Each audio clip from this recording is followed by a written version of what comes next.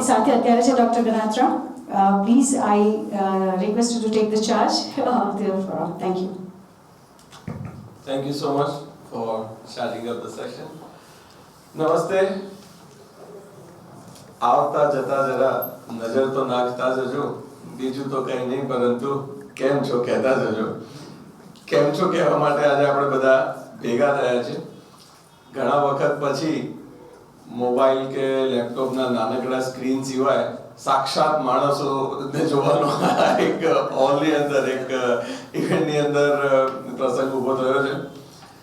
તો આનંદ થાય. બધા વૈદ્યો આપણે ભેગા થઈએ. વૈદ્ય સમૂહની સંશય કરાણામ, એટલે સમાજની અંદર જે સંશય રહેલો છે એ વૈદ્ય સમૂહ ભેગા થઈને પોતાનો અને સમાજનો બધાનો સંશય દૂર કરે એવા આશય સાથે આજે કૃતમ અમૃતમનું આ સેશન આપણે પ્લાન કર્યું છે.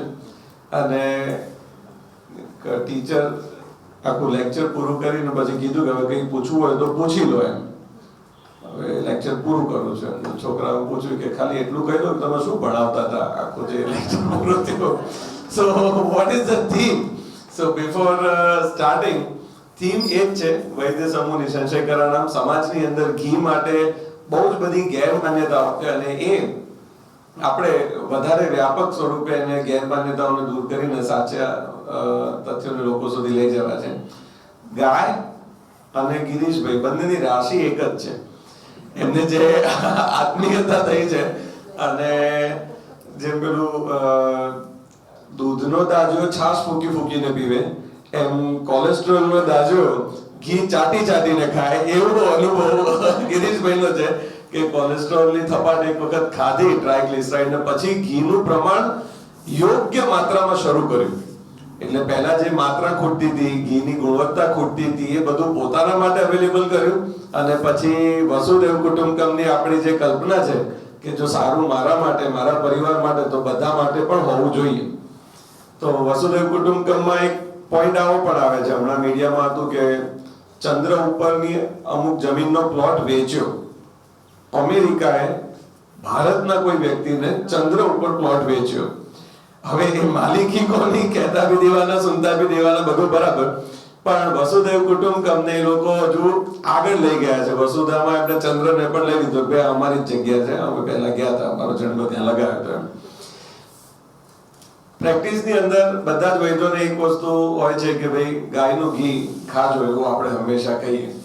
પછી જે પ્રશ્નની સામે જે પ્રતિપ્રશ્ન આવે કે ક્યાંથી મળે, અને પછી જે અસમંજસતાઓ ઊભી થતી હોય છે એ આપણી પર ભરોસો કરે, આપણે કોકની પર ભરોસો કરીએ, એને કોની ઉપર ભરોસો કરે છે આપણને ખબર હોતી નથી. એટલે ચેનલ ત્યાંથી ચેનલ ઓફ ફેથ આખી બ્રેક થઈ જતી હોય છે. તો અહીંયા આ એક વ્યવસ્થા એવી ઊભી થઈ, જેમ આપણે પરિવારની અંદર બધાનું પોતાનું ઘરનું એક એડ્રેસ છે, પણ એના શેર હોલ્ડર, ઘરની માલિકી તરીકે નામ એક જ વ્યક્તિનું હોય, પણ ઘરના બધા જ સભ્યો એવું કે ભાઈ આ ઘર કોનું છે? તો કે મારું છે. પણ કાગળિયામાં તો તાર મમ્મીનું નામ લખ્યું છે, તાર પપ્પાનું નામ, એટલે એ તો બધું નામ ગમે તેમ લખ્યા, મારું જ છે કે અમારું જ છે કે બધું અમારું જ છે. ગિરીશભાઈ એવું વ્યક્તિત્વ છે કે આ જમીન ને આ બધી પ્રોસિજર ને આ ડેરી ને આ બધું ભલે ચોપડે મારું નામ બોલતું હોય, એ આપણા બધાનું છે. એટલે ગમે ત્યારે આપણે એની મુલાકાતે જઈ શકીએ, આપણે એમને સજેસ્ટ કરી શકીએ, આપણે આપણા પેશન્ટને કહી શકીએ કે ભાઈ મારી ડેરીનું ઘી છે, તાર ખાવું છે? હું આ ખાઉં છું. એટલે આ જે ચરતી ગાયો, એના ગોપાલકો, અને ત્યાંથી આ કાચની બરણીમાં જે ઘી પેક થાય છે, એ આખી પ્રોસેસ આપણા માટે ટોટલી ટ્રાન્સપરન્ટ છે. એટલે આપણી પોતાની જ પ્રોડક્ટ હોય અને એ અનુભવ આપણો હોય, અને એ પછી આપણા પેશન્ટને આપણી ઉપર ભરોસો છે, એની સાથે આપણે એને જોડી શકીએ.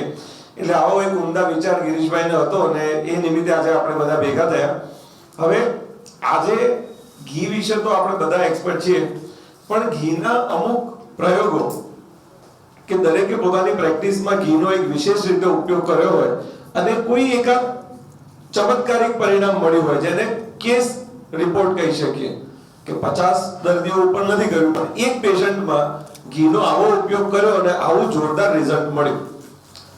મને જે તે વખતે યાદ છે, તપન સરે એ વખત મારી જોડે એક કેસ આવ્યો હતો કે કિડનીની અંદર પથરી ફસાઈને તીવ્ર દુખાવો ઉપડ્યો છે અને મારી ઉપર ફોન આવ્યો. મેં કીધું તું ફોન મૂક, થોડી વાર સહન કર, હું તને કહું છું શું કરવાનું. મેં સાહેબને ફોન કર્યો, એને મને ફોન કર્યો, મેં સાહેબને ફોન કર્યો. તપન સરે એવું કીધું કે જેટલું પી શકે એટલું ઘી પીવડાય. અને એમનો અનુભવ, એમની આયુર્વેદમાં શ્રદ્ધા, મારી એમનામાં આયુર્વેદમાં શ્રદ્ધા, જેને પૂછ્યું હતું એને મારામાં શ્રદ્ધા, અને જેને વેદના થતી હતી 15 મિનિટમાં એની વેદનાનું શમન થઈ ગયું. આવો એક એક અનુભવ બધા પાસે કંઈક ને કંઈક હશે. એ જ આજની આપણા ગૌતમ અમૃતમ સેશનનું થીમ પોઈન્ટ છે કે ઘી સાથે આપણો એક ચિકિત્સાનો અનુભવ આપણે શેર કરીએ અને જેની પાસે અનુભવ છે એ શેર કરે, જેની પાસે અનુભવ નથી એ શ્રોતા બને. અને આપણું જે મંથન થાય, આપણને કંઈ નવું આજે આપણી ક્લિનિકલ પ્રેક્ટિસ માટે કંઈ મળી શકે જે ઘી સાથે જોડાયેલું હોય અને એમાંથી પછી જે વાતોની જરૂર સમાજ સુધી પહોંચાડવાની હોય એને પણ આપણે પછી વ્યાપક રૂપે આગળ લઈ જઈ શકીએ. તો વૈદ્ય વિનય વોરાથી શરૂઆત કરીએ, કારણ કે એમનું પ્રિસ્ક્રિપ્શન છે ને એ ઘીથી લથપથ હોય છે.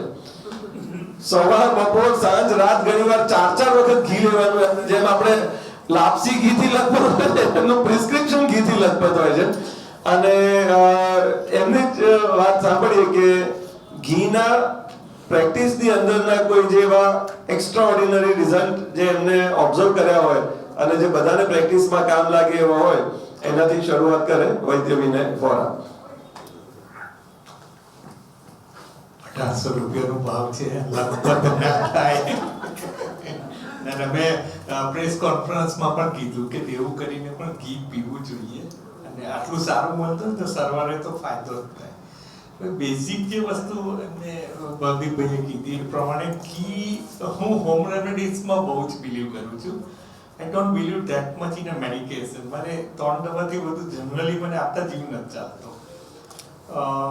પણ મોટા ભાગનું કેવી રીતે કરું તો ઘણા બધા મારા સ્ટુડન્ટ છે અહીંયા પણ એ જોવે કે શરૂઆત હું વિવિધ રીતની કરતો હોઉં છું કે જેમાં તમે બધા પણ સહમત નહીં થતા હોય અને મારા ખ્યાલથી હું 10 માંથી 8 જણને આપતો હોઈશ.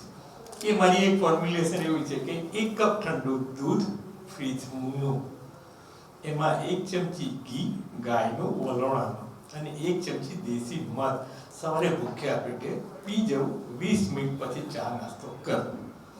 હવે આ લોજિકલ લાગશે જ નહીં. અને હું 10 માંથી 9 જણને આપું છું. એનાથી શું ફાયદો થાય છે? એક તો પંચામૃત જેવું થઈ ગયું, સવારના ફર્સ્ટ ક્લાસ ટેસ્ટ મળી ગયો, ધાર્મિક વસ્તુ પણ કરતા હોય એવું લાગે, બરાબર. અને ઘી જ્યારે શરૂઆતમાં ભૂખ્યા પેટે જાય ને તે સરસ લુબ્રિકેશન કરે. જે વ્યવાહીને વિકાસી ગુણ કીધો ને, જ્યારે સ્ટમક ખાલી હોય ત્યારે આપવાનું, તો એ રીતે લુબ્રિકેટ થાય તો ગેસ, એસિડિટી આવવાની કંઈ જરૂર ના પડે. તમે કોઈ પણ જાતનો પિત્તના રોગનો કે વાયુના રોગનો પેશન્ટ આવ્યો, ઘી દૂધ મધ આપો એટલે કબજિયાત પણ નહીં થાય, તીફડા પણ આપવાની જરૂર નથી. સૂચશે કે ઉઠશે કે તો બહુ લાંબો વાત છે. અને શરૂઆત કેવી મીઠી થાય યાર, પી જોજો, મિલ્કશેક જેવું લાગશે. અને ઘણા બધા ચાપલા પેશન્ટો જે છાપું વાંચીને કે સાહેબ ઘી અને મધ તો સરખી માત્રામાં ઝેર થાય. બહુ સિમ્પલ જવાબ છે એનો. ક્યારેય એની ક્વોન્ટિટી સરખી થાય જ નહીં સાહેબ. ડેન્સિટી જુદી છે, ટ્રાય કરો તોય નહીં થાય. એટલે આનાથી સરસ રિઝલ્ટ મળે. મોટાની દવાઓ બંધ થઈ જાય. ઘી દૂધ મધ મારે તો આમ છાપેલું જ હોય. અમુક કોઈ પેશન્ટ આગળ વાળો આવ્યો ને કે આને ઘી દૂધ મધ આપી દો, મેં આપો ને કેમ વાંધો છે. એટલે શરૂઆત એક મીઠાશથી થાય ને તો પેશન્ટ જોડે આત્મીયતા થાય. શરૂઆતમાં જો ભૂખ્યા પેટે ઉકાળો પીવડાવ્યો કોઈ તો એના વાળે ઊંચા થઈ જાય. એક તો હવે પણ દિવસ બગડે, જેમ દાળ બગડે એનો દિવસ બગડે એમ કે આવી તો હું નથી સ્ટ્રોંગલી બિલીવ કરતો. એટલે દૂધ ઘી મધ આમાંની એક બહુ સ્ટાન્ડર્ડ ફોર્મ્યુલેશન છે જે હું જનરલી વાપરતો ને બહુ જ સારા સ્ટમકમાં રિઝલ્ટ આવે છે. કોઈ પણ જીઆઈ ટ્રેક્ટનો પ્રોબ્લેમ હોય એમાં એ સરસ રીતે હું વાપરું છું. Thank you Vinaywala sir. એટલે જે અનુભવ પ્રેક્ટિસનો છે એ જ અનુભવ, બાકી શાસ્ત્રના રેફરન્સ તો બધા પાસે છે જ. એટલે આ ટાઈપનું આપણે એક્સપિરિયન્સ શેરિંગ આજે આગળ વધારતા જઈએ અને એમના પેશન્ટ જેમ 11 મુલ્કો કી પુલિસ किसी को ढूंढती है तो 28 कंट्री के पेशेंट जिन्हें ढूंढते हैं ये वो शख्सियत है. તો આ વસ્તુનો ગ્લોબલ ટ્રાયલ બી જે કહેવાય છે એમણે કરેલો છે. એટલે આ અનુભૂત પ્રયોગ દૂધ ઘી મધનો અને એમની પ્રેક્ટિસને એ વસ્તુ બહુ જ સારી સમૃદ્ધ કરે છે. એ વાત વિનય વરાસરે કરી. હું ભાઈ ધર્મેન્દ્રભાઈ પટેલને રિક્વેસ્ટ કરીશ કે ઘી સાથેનો એમનો અનુભવ, ચિકિત્સાનો અનુભવ એ આપણી સાથે શેર કરે. નમસ્તે બધાને. 17 વર્ષ પહેલાની વાત છે. મારી શરૂઆતની પ્રેક્ટિસ હતી. રાત્રે 1:30 વાગે ચેતનભાઈ કરીને અહીં નારાયણપુરાના પેશન્ટ, કુષ્ઠરોગ અને અક્ષિદા, કોઈ પણ કારણસર કારણ મને અત્યારે એકદમ યાદ નથી આવતું, પણ એ પાક્કું યાદ છે કે અમે સખત અક્ષિદા રાત્રે 1:30 વાગે હું હોસ્પિટલે ગયો અને ગાયનું ઘી એ વખતે હતું તો ગાયનું ઘી લગાડ્યું અને તરત જ અક્ષિદામાં ફાયદો થયો. તો આવા તો બીજા બધા ખૂબ બધા અનુભવો છે, પણ પ્રત્યક્ષ એક જ ટૂંકમાં કેવું હોય તો અક્ષિદામાં ચોખ્ખું વરોડાનું માખણમાંથી બનેલું ગાયનું ઘી સરસ રીતે કામ કર્યું હતું. બીજો એમનો અનુભવ એ પણ છે કે એમને કુષ્ઠ છેલ્લે માટે તો જુનાગઢ પાસે કંઈક પેલા રોજ ગરમ પાણીના જારા છે એમાં નાવાથી સારું થઈ ગયું, પણ અક્ષિદામાં ખૂબ સારો ફાયદો તાત્કાલિક ઇમરજન્સીની જેમ મળે છે. Thank you Dharmendrabhai. એટલે ઘી એક તો દરેકના ઘરમાં ઉપલબ્ધ હોય અને ઇમરજન્સીમાં ફર્સ્ટ યરના સ્ટુડન્ટ્સનું જ્યારે ઓરિએન્ટેશન હોય ત્યારે ઘણી વખત આ પ્રશ્ન આવતો હોય કે આયુર્વેદને તમે કેવી રીતે જોવો છો. તો બધાનો એક પ્રશ્ન એ હોય કે ઇમરજન્સીમાં આયુર્વેદ શું કરે. એટલે રોડ ઉપરનો એક્સિડન્ટ એક જ માત્ર એને ઇમરજન્સી ગણતા હોય છે, પણ અડધી રાતે આંખમાં બળતરા જેને થઈ હોય એને ખબર પડે કે ઇમરજન્સી સાચી કોને કહેવાય. કે તમને વાગ્યું નથી અને વેદના અસહ્ય થતી હોય અને ત્યારે તરત જ આ ગાયનું ઘી એને પિત્તનું શમન કરીને એ પ્રોબ્લેમ સોલ્વ કરી દે. તો આટલું સારું ઇમરજન્સી મેનેજમેન્ટ, આટલું ઝડપી આયુર્વેદ સિવાય બીજા ક્યાંય મળવું થોડું ડિફિકલ્ટ તો હશે. તો વન બાય વન આપણે શરૂઆત કરીએ. વૈદ્ય ભાવેશભાઈ જોશીને રિક્વેસ્ટ કરું કે એમનો ઘી સાથેનો ચિકિત્સા અનુભવ શેર કરે અને એમાં જો શક્ય હોય તો જે રસાયણ ચિકિત્સા, જે એન્ટી એજિંગ કે બઢતી ઉંમરમાંનો થમસી જાય, કોલેજમાં ભણતા હતા ત્યારથી આવાને આટલા જ લાગે છે એવું લોકોનું કહેવું છે. તો એના અનેક રહસ્યોમાં ઘીનો કેટલો સિંહ ફાળો છે એનો પણ જો ફોડ પાડે તો એક નવું રહસ્ય ખુલી શકે. Vaidya Bhavesh Joshi. Thank you very much Bhaudeep. આજે જે ગાયના ઘી વિશે ઘણી બધી વાતો આપણે સાંભળી. આપણે પ્રેક્ટિસમાં પણ અનુભવ કરીએ છીએ કે સૌથી પહેલો પ્રશ્ન પેશન્ટનો હોય કે ગાયનું ઘી ક્યાંથી લેવું. તો આજે એ પ્રશ્નનું આપણને અહીંયા સોલ્યુશન મળતું જણાય છે. મારા એક પેશન્ટની વાત કરું તો એ પોતે મોટિવેટર્સ છે. લોકોને મોટિવેટ કરી અને જીવન કેવી રીતે જીવવું એ શીખવાડે છે. પણ એમના જ દીકરાને એક માનસ રોગથી પીડાય છે અને એને અચાનક જ બહુ હાઈપર થઈ ગયો હતો. એનો મારા પર ફોન આવ્યો કે હું શું કરું કે આ બહુ હાઈપર થઈ ગયો છે. એટલે મને કંઈ સૂઝ્યું નહીં એ વખતે, પણ મેં એને કીધું કે તું એને ઘી પીવડાવ. અને એણે ગાયનું ઘી એને પીવડાવ્યું અને ખરેખર ચમત્કારિક રીતે જોવા જઈએ ને તો એ એકદમ શાંત થઈ ગયો. એટલે અને પછી નિયમિત રીતે એને ગાયનું ઘી રોજ 40 થી 50 ml પીવડાવતા હતા. એના કારણે એનામાં ઘણો બધો ચેન્જીસ જોવા મળે. તો આ એક આપણને જે ઇમરજન્સીની વાત કરી તે આપણે જોઈ શકીએ. અને ડેફિનેટલી ગાયનું ઘી રસાયણ તરીકે જબરજસ્ત કામ કરે છે. જો નિયમિત રીતે આપણે સૌ પણ ગાયનું ઘી જો લેવાનું ચાલુ કરીએ તો એ રસાયણની ઇફેક્ટ આપે છે. થેન્ક યુ ભાવેશભાઈ. એટલે રસાયણનો અસર અને ઇમરજન્સીમાં વિચારોનો વંટોળ, ભાવનાઓ કાબુ બહાર જતી રહે, શબ્દો, ઇન્દ્રિયો, બુદ્ધિ આ બધું એકબીજાનું તાલમેલ છોડી દે અને જેવું ઘી એન્ટર થાય અને બધા એક ક્લાસની અંદર એક શિસ્તબદ્ધ છોકરાઓ જેમ પાછળની જગ્યાએ ગોઠવાઈ જાય એમ વિચારો એની જગ્યાએ તરત ગોઠવાઈ જાય. આવું સરસ પરિણામ ખાલી ઘીના ઘૂંટડા ભરવાથી મળતું હોય અને એની તો પછી ટેવે ના પડે. જેમ ડિપ્રેશનની દવાઓની ટેવ પડતી હોય એમાં એવી ટેવે ના પડે તો એ બહુ સારી વાત કહેવાય. હવે હું વૈદ્ય હિતેન્દ્રભાઈ ગોયલ સરને રિક્વેસ્ટ કરીશ કે એમનો ગાયના ઘીનો ચિકિત્સા અનુભવ આપણી સાથે શેર કરે. કોઓર્ડિનેશન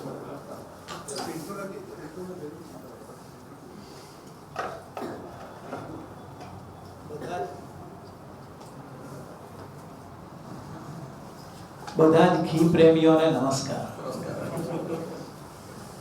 હવે ખરેખર છે ને, ઘી આત્માનો ખોરાક છે, આત્મા અને મનનો ખોરાક છે. એનાથી આત્મા અને મન પ્રસન્ન થાય છે, અને એની પ્રસન્નતા હોય તો પછી બળતરા ક્યાંથી રહે? એટલે પિત્તનું શમન થાય છે. આયુર્વેદે એ રીતે કીધું છે કે પિત્તનું શમન કરે છે. હવે આજે હું વિચારું છું ત્યારે મને ખબર પડે છે કે મારા પૂજ્ય ગુરુજી મધુસૂદન શાસ્ત્રીજી એમની દવા ઘી સાથે શું કામ આપતા? એ હંમેશા કોઈ પણ પેશન્ટ આવે એટલે એનો એક યોગ હતો, સવારે ઘી સાકર સાથે, સવારે નહીં, જમ્યા પહેલા ઘી સાકર સાથે, એટલે દિવસમાં 2 વાર ઘી આપતા. અને એ પરંપરા મેં ચાલુ જ રાખી છે. હું અત્યારે મારા બધા જ પેશન્ટને દવા આપું તો જમ્યા પહેલાની દવા ઘી સાકર સાથે જ લેવાની હોય, બંને ટાઈમ. એક પેશન્ટ હમણાં આવ્યું હતું કે હું તો રાત્રે કામ કરું છું, આઈટી નું પેશન્ટ હતું, 3 વાર જમું છું. મેં 3 વાર ઘી સાકર સાથે લેવાની, જેટલી વાર જમે એટલી વાર લેવાની. અને બીજી એક પરંપરા મેં એ ચાલુ કરેલી છે મારી પ્રેક્ટિસમાં કે એક પાવડર દિવસમાં 2 વખત, સવારે ઉઠીને તરત જ અને રાત્રે સૂતા પહેલા ઘી ને ગોળ સાથે આપવાનો જ. રોગને અનુલક્ષીને આયુર્વેદમાં ઔષધો તો ઘણા બધા છે, એમાંથી 4 થી 6 દ્રવ્યો ભેગા કરી એ પાવડર આપવાનો, બહુ જ સારા પરિણામ મળે છે. એટલે મારે ટૂંકમાં એટલું જ કહેવું છે કે ઘી આત્માનો ખોરાક છે. જે લોકોએ આત્મા અને મનને સિદ્ધ કરવા હોય અને રસાયણ કરવું હોય, એમણે ઘીનું હંમેશા સેવન કરવું જોઈએ. બહુ જ સરસ. મારો તો પ્રિય ખોરાક છે. ખાખરા, રોટલા, ભાખરી પર હું અથાણાની જેમ ઘી ખાઈ શકું છું. Thank you so much Jitendra Goyal sir. એટલે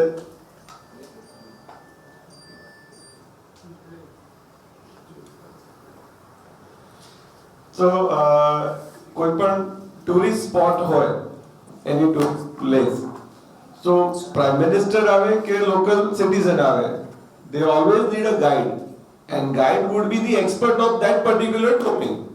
Celebrity can come from any part of the world, but guide has to be locally empowered. He knows each and every point of that region. તો ઘીને જે યોગવાળી કીધું છે કે આ ઔષધને ક્યાં લઈ જવાનું, એ જે જીતેન્દ્ર ગોયલ સરે કીધું કે આંગળી પકડીને કિડનીના ઔષધને કિડની સુધી જ લઈ જાય, અને જો માથું દુખવા માટે આપ્યું હોય તો એ ઔષધને માથા દુખાવા સુધી લઈ જાય. એને આંગળી ઝાલીને ક્યાં લઈ જવું એ જ એને ખબર પડે છે. યોગ વાહિત્વ કદાચ આ રીતે પણ ઘી કરતું હોય અને પરંપરાથી આ વસ્તુ અનુપાનમાં અપાય છે, બહુ સારી બાબત છે. રિક્વેસ્ટ પ્રવીણ હિરપરા સર કે ઘીનો ચિકિત્સા અનુભવ એ આપણા બધા સાથે શેર કરે. છેલ્લા 40 વર્ષથી હજારો પેશન્ટ્સ અને સેંકડો વિદ્યાર્થીઓને સમર્થ વૈદ બનાવ્યા છે જેમણે, અને આ બધી જ પ્રવૃત્તિ એકદમ સહજતાથી જેમણે પચાવી છે એવા આપણા માર્ગદર્શક અને પ્રિય વૈદ્ય પ્રવીણ હિરપરા સર.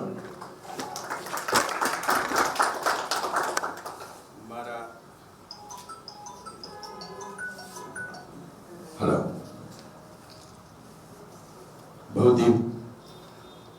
ભવદીપે જે કહ્યું કે ઘણા વર્ષોથી પ્રેક્ટિસ કરું છું. મારા ગુરુ લાભશંકર ઠાકર એ પરેજી ભણાવતા ત્યારે તેલ લગભગ બધાને બંધ કરાવી દે, અને વઘાર દાળ શાકમાં ગાયના ઘીનો જ કરાવતા. અને હું પણ એ જ અનુસરું છું. મોટા ભાગના દર્દીઓને દાળ શાકમાં ગાયના ઘીનો વઘાર જ કરવાનું કહું. આનાથી ફાયદો શું થાય કે આપણે કેટલીક ઔષધિઓ એવી હોય છે જે રસૌષધિઓ. હવે ગાયના ઘીનો એક ગુણ વિષગ્ન છે. કદાચ કોઈ ઔષધિ સારી બની ન બની, એની કોઈ સાઈડ ઇફેક્ટ સંભવી શકે સામાન્ય રીતે, પણ જો ગાયના ઘીમાં વઘાર કરેલા દાળ શાક હોય તો એની કોઈ આડઅસર હજી સુધી મને ક્યારેય કોઈ કેસમાં જોવા નથી મળી. મને લાગે છે ગાયના ઘીના વઘારને કારણે હોઈ શકે. હવે એક નાનકડો અનુભવ, આમ તો ઘણા બધા અનુભવો બધાની પાસે હોય છે જ, પણ એક અનુભવ એવો કહું કે અમારે ઘણા બધા આર્ટિસ્ટોને અવાજ બેસી જતા હોય છે અને શો કરવા જાય ત્યાં ઉજાગરા, જમવાના ઠેકાણા ન હોય, નિયમિત જમવાનું ન હોય, ત્યારે ઘણાના અવાજ બેસી જાય તો શું કરવાનું? તો એમને કહું કે ગાયનું ઘી થોડું ગરમ કરી અને 4-5 ચમચી જેટલું સહેજ નવશેકું હોય એ પી જવાનું. તમને બધાને ખબર જ હશે કે એનાથી અવાજ બહુ સારી રીતે ખોલી જતો હોય છે. આ એક નાનકડો અનુભવ. અને હું તો ખેડૂત કુટુંબમાંથી આવું છું, એટલે નાનપણથી જ ગાયો અને પછી તો વૈદ થયા એટલે ગાયો માટે વિશેષ પ્રેમ હોય. અને જ્યાં કામ કરું છું ત્યાં પણ ગાયોની વચ્ચે જ રહીને કામ કરવાનું થાય છે. એટલે ઘી તો લોકોને અમે પીવડાવીએ જ છીએ. પંચકર્મમાં તમે બધા પણ પીવડાવતા હશો, અને ઘી પીવડાવીને પણ આપણે વજન કેટલું ઘટાડી શકીએ છીએ એ આપણા બધાના અનુભવ છે. એમાં કંઈ આમ સામાન્ય રીતે બીજા લોકોને નવું લાગે કે ઘીથી વજન વધે, પણ ઘીથી વજન સામાન્ય રીતે વધતું નથી, એમાં પણ ખાસ કરીને ગાયના ઘીથી. Thank you so much sir.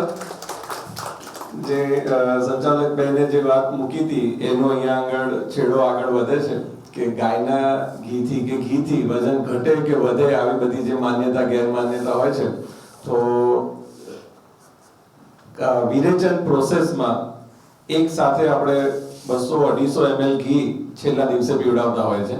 અને પ્રવીણ ઈરપરા સરના માર્ગદર્શનમાં જ્યારે પંચકર્મ ચાલતું હોય અને જે રીતનું યોગ્ય દીપન પાચન, એ રીતનું યોગ્ય સ્નેહપાન થાય, તો SGVP હોલિસ્ટિક હોસ્પિટલમાં છેલ્લે એક પેશન્ટમાં 18 કિલો વજન, હાઈએસ્ટ 18 કિલો વજન ઘટ્યું છે એક પેશન્ટનું.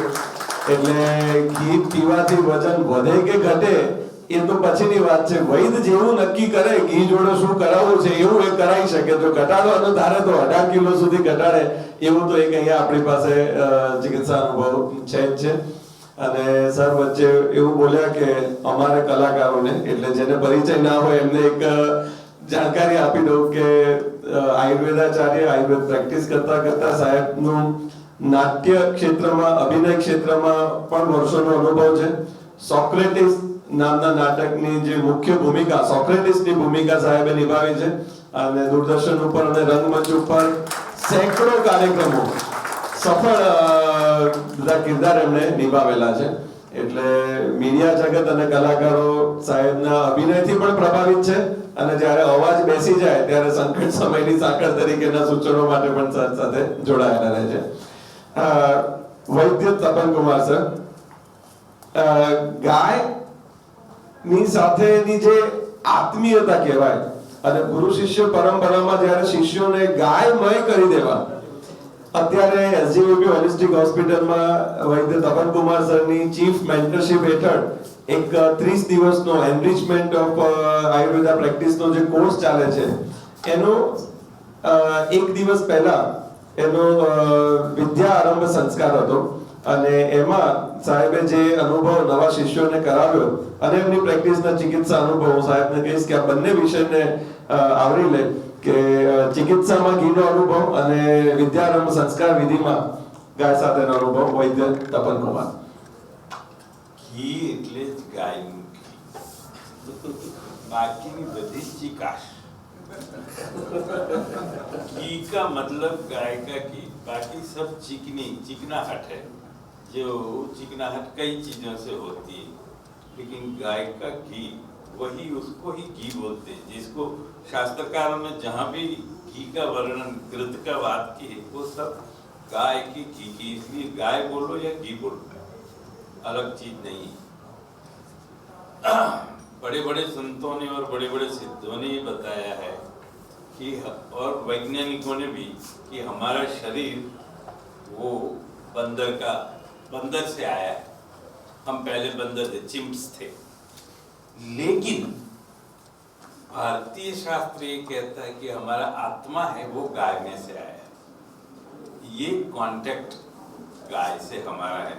और उसका प्रत्यक्ष प्रमाण है कि आप कभी भी कहीं भी कैसी भी वो कूड़ा कचरा खाने वाली भी गाय हो ना, उसके साथ एक बार आंख में आंख मिला के देखना, you will get an access to a cow eye.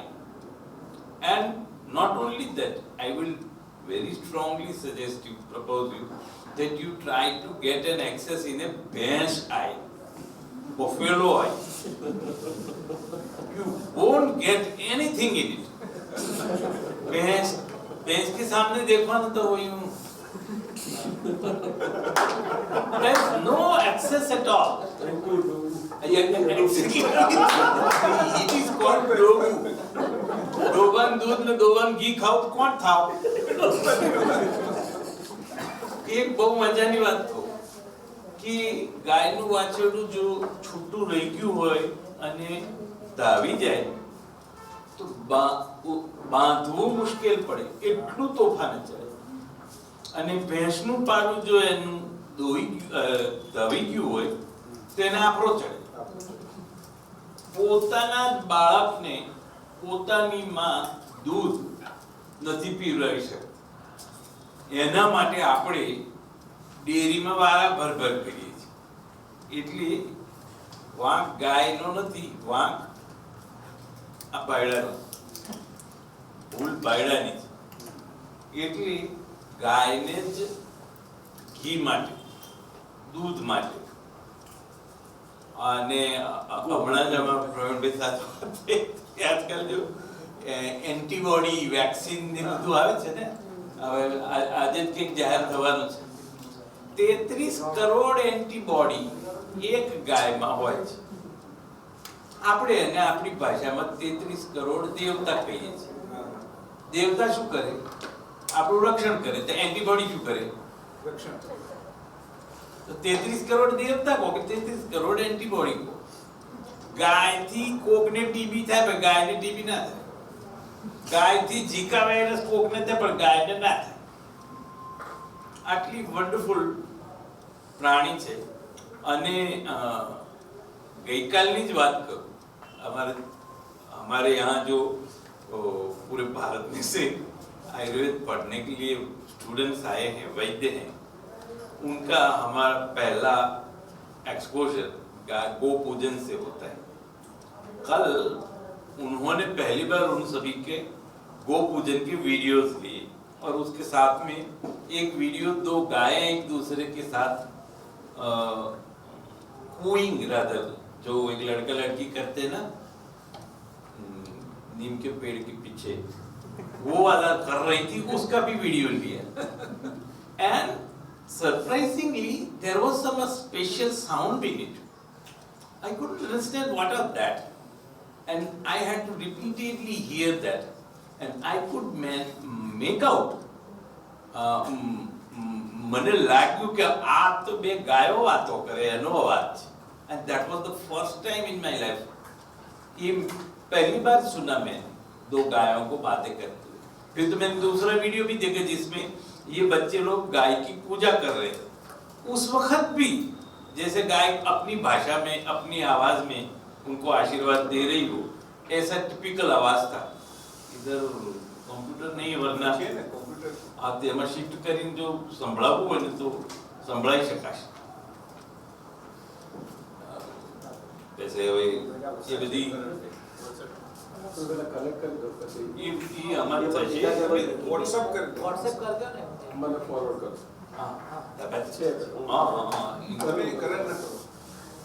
गाय की घी को अगर सिलिंड्रिकल नंबर नहीं है आंख, तो हर रोज शाम को सोते वक्त, और ये मेरा नहीं प्रवीण हिरपरा साहब का, लेकिन मैंने अनेकों बार यूज किया है. गाय आंख के नंबर को उतारने के लिए अगर सिलिंड्रिकल ना हो, क्योंकि मेरे सिलिंड्रिकल है और मैंने ट्राई किया नहीं हुआ, इसलिए कह रहा हूँ कि सिलिंड्रिकल ना हो तो हर रोज शाम को सोते वक्त दोनों पैरों के तलवों में गाय के घी को कांसा की वाट की, ये बहुत ही फेमस और सबको पता है ऐसा एक प्रयोग है, लेकिन सब लोग उपदेश देते हैं और उपदेश हमेशा देने के लिए होता है, कोई यूज नहीं करता. जो करता है उसको फायदा होता है। मैंने कई पेशेंट्स में हर रोज 20-20 मिनट घड़ी लेके बैठने का और 20-20 मिनट दोनों पैरों के तलों में और हाथों के तलों में अगर गाय का घी मालिश किया जाता है तो वो आंख के नंबर पर इफेक्ट देता है। अब पैरों के तलवों में घिसने से आंख पर इफेक्ट होता हो, इसका मतलब वो बीच में जो भी रास्ते में जो भी आया सभी को ठीक करेगा। घी कोई मिसाइल तो है नहीं कि वहां से छोड़ी सीधी आंख में ही जाके फूटेगी, वो तो बीच में जो भी आया सबको ठीक करेगी। और घी वो प्रीति जनन है, प्रीति जनन शुक्र का भी काम है और प्रीति जनन मज्जा का भी काम है। जो बच्चे होते हैं हमारे यहाँ उनको मक्खन दिया जाता है और जो बड़े होते हैं उनके लिए घी दिया जाता है। इसलिए माखन चोर कान्हा को माखन चोर बोला। जो कान्हा के गांव में घी तो था ही था, फिर मक्खन क्यों चोरा? क्योंकि वो बालकृष्ण थे। बच्चों को मज्जा का पूर्ण करना होता है, इसलिए मक्खन दिया जाता है और बड़ों को प्रीति जनन करना होता है, इसलिए वहां घी दिया जाता है। और ये घी जब सभी धातुएं एक बार ठीक से बन जाए उसके बाद वो सबसे अच्छा और शास्त्रों में लिखे हुए सभी गुणों को बहुत बढ़िया तरीके से फायदा देता है। ओरली एक्सटर्नली वो छोटे बच्चों को भी देता है, लेकिन इंटरनल शास्त्रोक्त गुण चाहिए तो वो बच्चे को मूछें आ जानी चाहिए और बच्ची को पीरियड शुरू हो जाने, उसके बाद में वो परफेक्ट रिजल्ट देता है।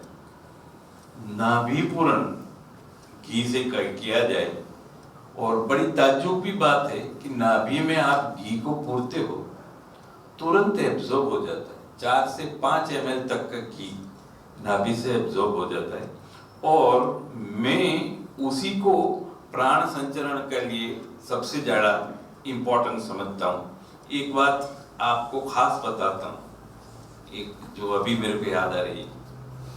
गाय का बछड़ा जब गाय का दूध पी रहा हो उस वक्त दूसरी जो टीट्स या आंचल बाकी होते हैं उसको दोहा जाए तो वो दूध पीने से immediate SpO2 level, oxygen saturation, वो बहुत ही बढ़िया। सिर्फ इतने से ये सद्य प्राण का दारोषण दूध है और वो जिस ग्लास में दुआ जाए उसमें अगर नीचे गोघृत लगाया जाए और उसमें मिश्री डाल के फिर उसमें दुआ जाए और उसको पिया जाए तो आजकल का जो वो डीमर CRP और SpO2 ये सबसे बड़े इन्वेस्टिगेशंस आजकल के कोविड के प्रॉब्लम है, उसमें ये धारोष्ण दूध ने कमाल किया है। और गर्म पानी, बवदे साहब ने गर्म पानी रेगुलर हर 10 मिनट पे आधा कप जितना पिलाते हो, गर्म, अच्छा गर्म, जितना पी सके उतना। और अगर वो बेहोश हो या आरटी में जा रहा हो तो फिर कोई प्रॉब्लम ही नहीं है, फिर तो आप कितना भी गर्म, क्योंकि अंदर तो 100 डिग्री टेम्परेचर होता है, इसलिए गर्म पानी और ये दारोष्ण दूध।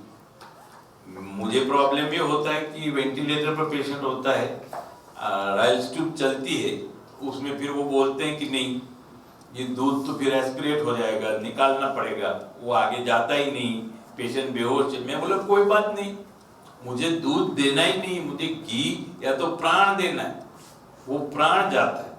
तो ये आप अपने यहाँ जो भी लोग को आप बुला रहे हैं ना फैमिली के साथ, उन सभी को ये दारोष्ण दूध पिलाइएगा, तो वो अपने आप में बहुत ही गुणकारी चीज है।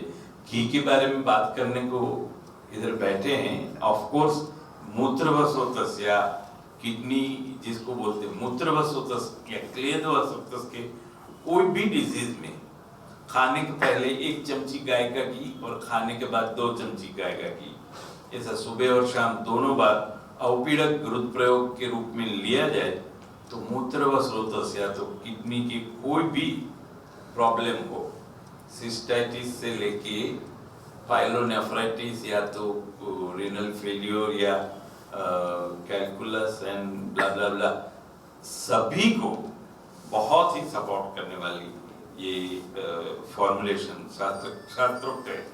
मूत्र वेग रोकने से होने वाले रोगों में ये बहुत अच्छा काम करती है। और घी, आजकल अगर घी को सबसे ज्यादा अच्छी तरह से आप पेनिट्रेट करा सके तो वो है इम्यून बूस्टर, वो है कोविड प्रिवेंशन। और उसके लिए इतना बड़ा कोई तैयार नहीं होगा खरीदने के लिए और कन्वीनियंट भी नहीं है। आई वुड सजेस्ट यू कि if you prepare a small bottle of dropper bottle of गोग्रुत, then it will be a boost to अभी जो बर्निंग प्रॉब्लम है कोविड का, उसमें वो बहुत अच्छा काम करते हैं। हमारे यहाँ से उसी तरह से ड्रॉपर बॉटल, हमारी तो पूरी कीट है, लेकिन वो ड्रॉपर बॉटल के लिए मेरे पास पेशेंट्स खास बोलाते हैं कि वो कीट तो हमने खत्म कर दी, लेकिन वो ड्रॉप गायना घीना टीपा ये बंद नहीं करवा અને એ મારે કરવા છે, ચાલુ જ રાખવા છે। અને કે મોટી બોટલ હોય છે ને એમાંથી ઘી કાઢી નાખવામાં બીક લાગે છે કે ચીકણા હાથે જો છટકી ગઈ तो बहुत महंगा पड़ सकता है वो, अगर हाथ से चीकने हाथ से निकल गई। उससे अच्छा अगर एक छोटा ड्रॉपर बॉटल बना है ना, तो that will be most convenient, most effective, most what will say client friendly version of गोग्रुत, एंड उससे पेनिट्रेशन सॉलिड होगा। इसलिए इन दैट वे मेरा तो फिक्स, जो मेरे साथ बैठने वाले हैं उनको पता होगा, मेरा कोई भी पेशेंट हो, गाय घी, मध, मिश्री, गायનું દહીં અને ગાયનું दूध, अब पंचामृत सवारे सांझ सुबह शाम सभी को लेना होता है। और सांप का ये फॉर्मूला उन्होंने बोला, लेकिन उसके इंग्रेडिएंट नहीं बोले। त्रिपला, त्रिकटु, जेठी मध ने घी, अब बद्दू एक एक चम्मच लेके मिक्स करके सुबह शाम चाटना है। ये कोई भी पेशेंट एक्स वाई जेड उसको ये 2 चीजें देनी है, विष्णु सहस्त्र नाम और सदगुरु समय, वो इतना मेरा प्रिस्क्रिप्शन परहेज बोलते हैं जिसको, वो फिक्स रहता है।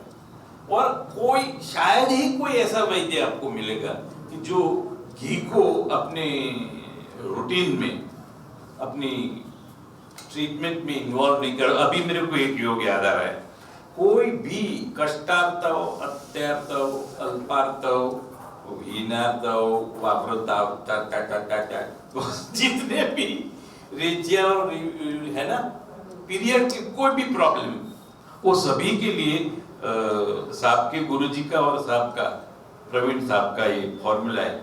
1 चमची गायનું ઘી, 1.5 चमची તલનું તેલ, 2 चमची मध, सुबह खाली पेट 2-3 साइकिल तक दो, आपका ये डेफिनेट साइकिल स्मूथ हो जाएगा।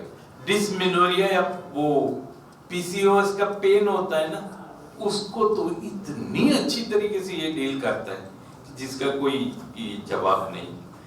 कोई भी कॉन्स्टिपेशन के पेशेंट का मेरा फिक्स परहेज है, 2 चम्मच गाय का घी, 1 चम्मच मिठू नमक मिला के सुबह खाली पेट चाटना है। ये सद्य स्नेहा ने, गृहिणी में चरक ने बोला है।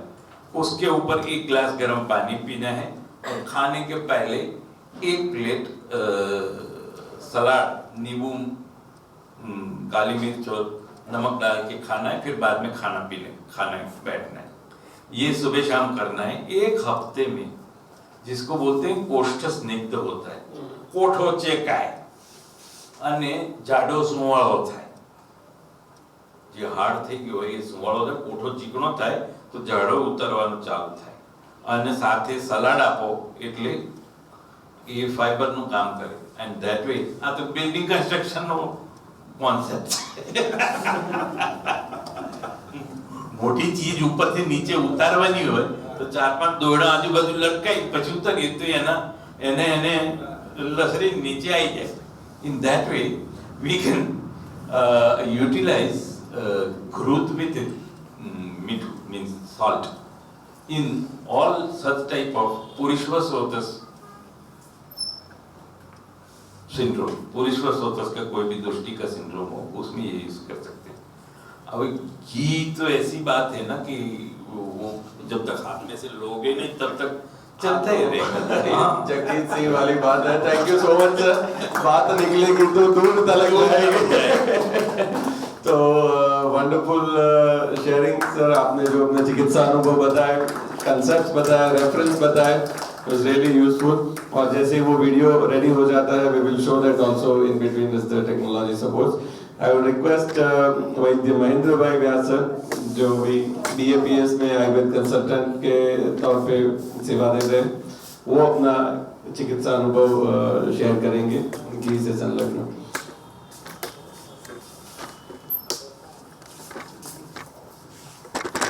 નમસ્કાર મિત્રો. શિવને દૂધ અને હનુમાનને તેલ એ આપણા ધર્મશાસ્ત્રમાં ગણાયેલું છે અને આયુર્વેદ ત્યાંથી શરૂ થયું.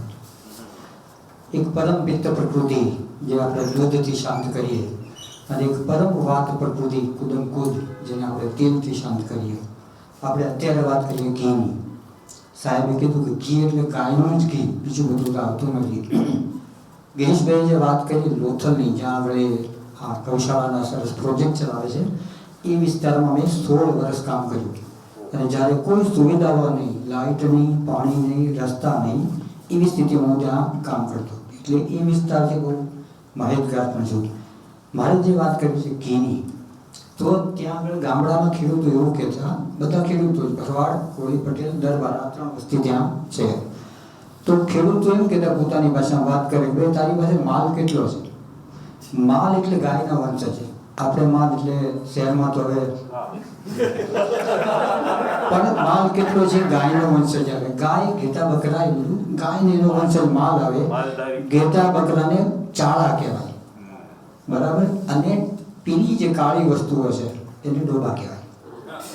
એટલે જાનવરો કરતા પશુ કેસ એટલું ના કહેવાતું, ખાલી તારે ત્યાં માલ કેટલો છે તો ભાઈ 20 દૂધણી છે, 2 વિયાવાની છે અને 4 અમે પાળીએ છીએ. તો આ સ્થિતિમાં હું ત્યાં રહ્યો છું. હવે મારે છે વાત કરવી છે તો ફક્ત નેત્ર તર્પણ વિશે બોલવું છે. સુંદર દાખલો તો તપનભાઈ આપ્યો. હું જે પંચકર્મ સેન્ટર ચલાવું છું ત્યાં અમે લોકો નેત્ર તર્પણ કરીએ છીએ. બધા વૈદ્યો જાણે છે અને કરે છે. કોઈ નવી વાત નથી કહી, પણ જે ઉત્કૃષ્ટ ફાયદા મળે છે નેત્ર તર્પણના. એક જ દાખલો આપીશ. એક મારવાડી પરિવારની દીકરી આવી અને થોડા ખાસા નંબર હતા, 3.5 પોણા 4, ખૂબ ભણેલી MBA થયેલી દીકરી. અને એ પરિવારમાં એવું હતું કે સમાજમાં કે જ્યારે લગ્ન કરવા હોય છોકરીને જોવા આવે અને જો નંબર હોય તો એના ગુણાંક ઘટી જાય. કુંડળીવાળા ગુણાંક નહીં, પેલા, અને પેલો વ્યવહાર વધી જાય. હા, એટલે એના વાલી કહેવા આવ્યા કે સાહેબ આને માટે કંઈ થાય. એટલે નેત્ર તર્પણ આખું લિટરેચર બતાવી દીધું, સમજાવી દીધું કે આ રીતે કરવું પડે. અને એ ઘી એટલે અમે 3 ઘી વાપરીએ છીએ: ત્રફલાઘૃત, જીવનત્યાદીઘૃત અને સાદું ગાયનું ઘૃત અથવા શતાવરી ઘૃત. આ 3થી અમે એને 10-10 દિવસ દર મહિને નેત્ર તર્પણ કરી. 3-4 મહિના પછી એ છોકરો જોવા આવવાનો હતો. તમે કલ્પના કરશો બહુ સુંદર રીતે એના નંબર ઘટ્યા. એટલે દર મહિને નંબર ઘટતા જે પ્રમાણે ડૉક્ટર એને એમ કે તું શું કરી રહી છે. સાથે સપ્તામૃત આપતા હતા, બીજા નાની મોટી ફરિયાદની દવા પણ આપતા હતા. પણ પંચકર્મ ટ્રીટમેન્ટમાં જે નેત્ર તર્પણનું પ્રભુત્વ છે, મહત્વ છે, અને આજે નંબર આવવા માટે આપણી પાસે ઘણા બધા કારણો આપણે રાખેલા છે, મોબાઈલથી શરૂ કરીને ટીવી, લેપટોપ. તો આ નેત્ર તર્પણમાં ગાયના ઘીનું જે સુંદર રોલ છે એને દૃષ્ટિ રાખજો. ધન્યવાદ.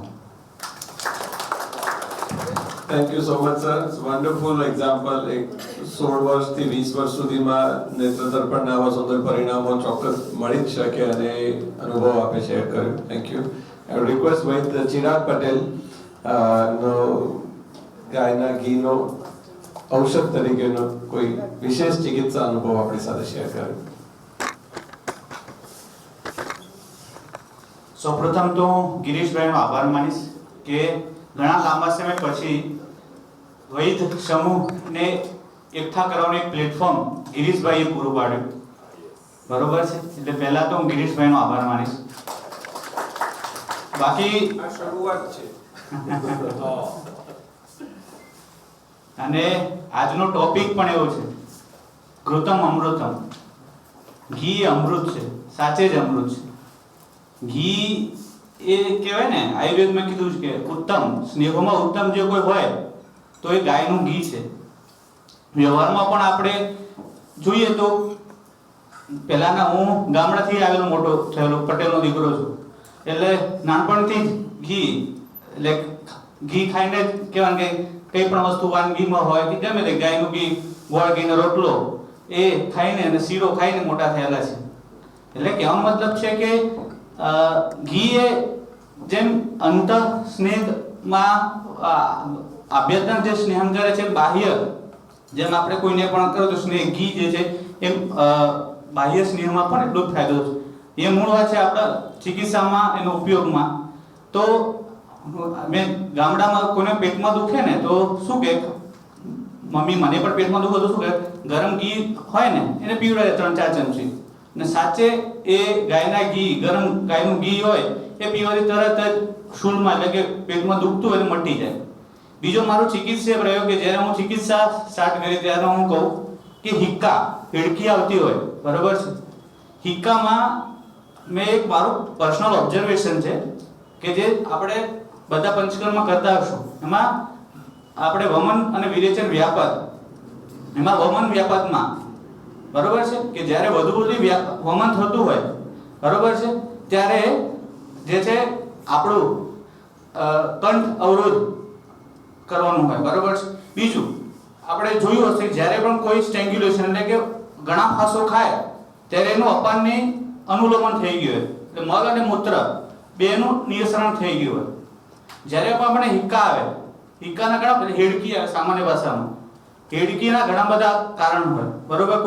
કોઈને હેડકી છે ને, તીખું ખાય ને ત્યારે હેડકી ચાલુ થઈ જાય, જેમ મને તીખું ખાય ને ત્યારે હેડકી ચાલુ થઈ જાય, વધુ પડતું સ્પાઇસી હું ના ખાઈ શકું, એટલે હું શું કરું, તરત ઊંડો શ્વાસ લઈ અને રોકી રાખું. થોડી વારમાં તમે પ્રાણને રોકશો એટલે ઓટોમેટિક અપાન વાયુ અનુલોમન થઈને હિક્કા મટી જાય. એવો એક પ્રયોગ, એક જ મારો બીજો એક પેશન્ટ હતું, એને કુશનો પ્રોબ્લેમ હતો, એને પણ હિક્કા, પણ બધા પ્રયત્ન કરી લીધા, ડોમપેરડોન કે બીજી બધી જે એન્ટાસિડ ને બધું લઈ, પણ એને હિક્કા ના મળે, હેડકી જ ના મળે, હેડકી જ ના મળે.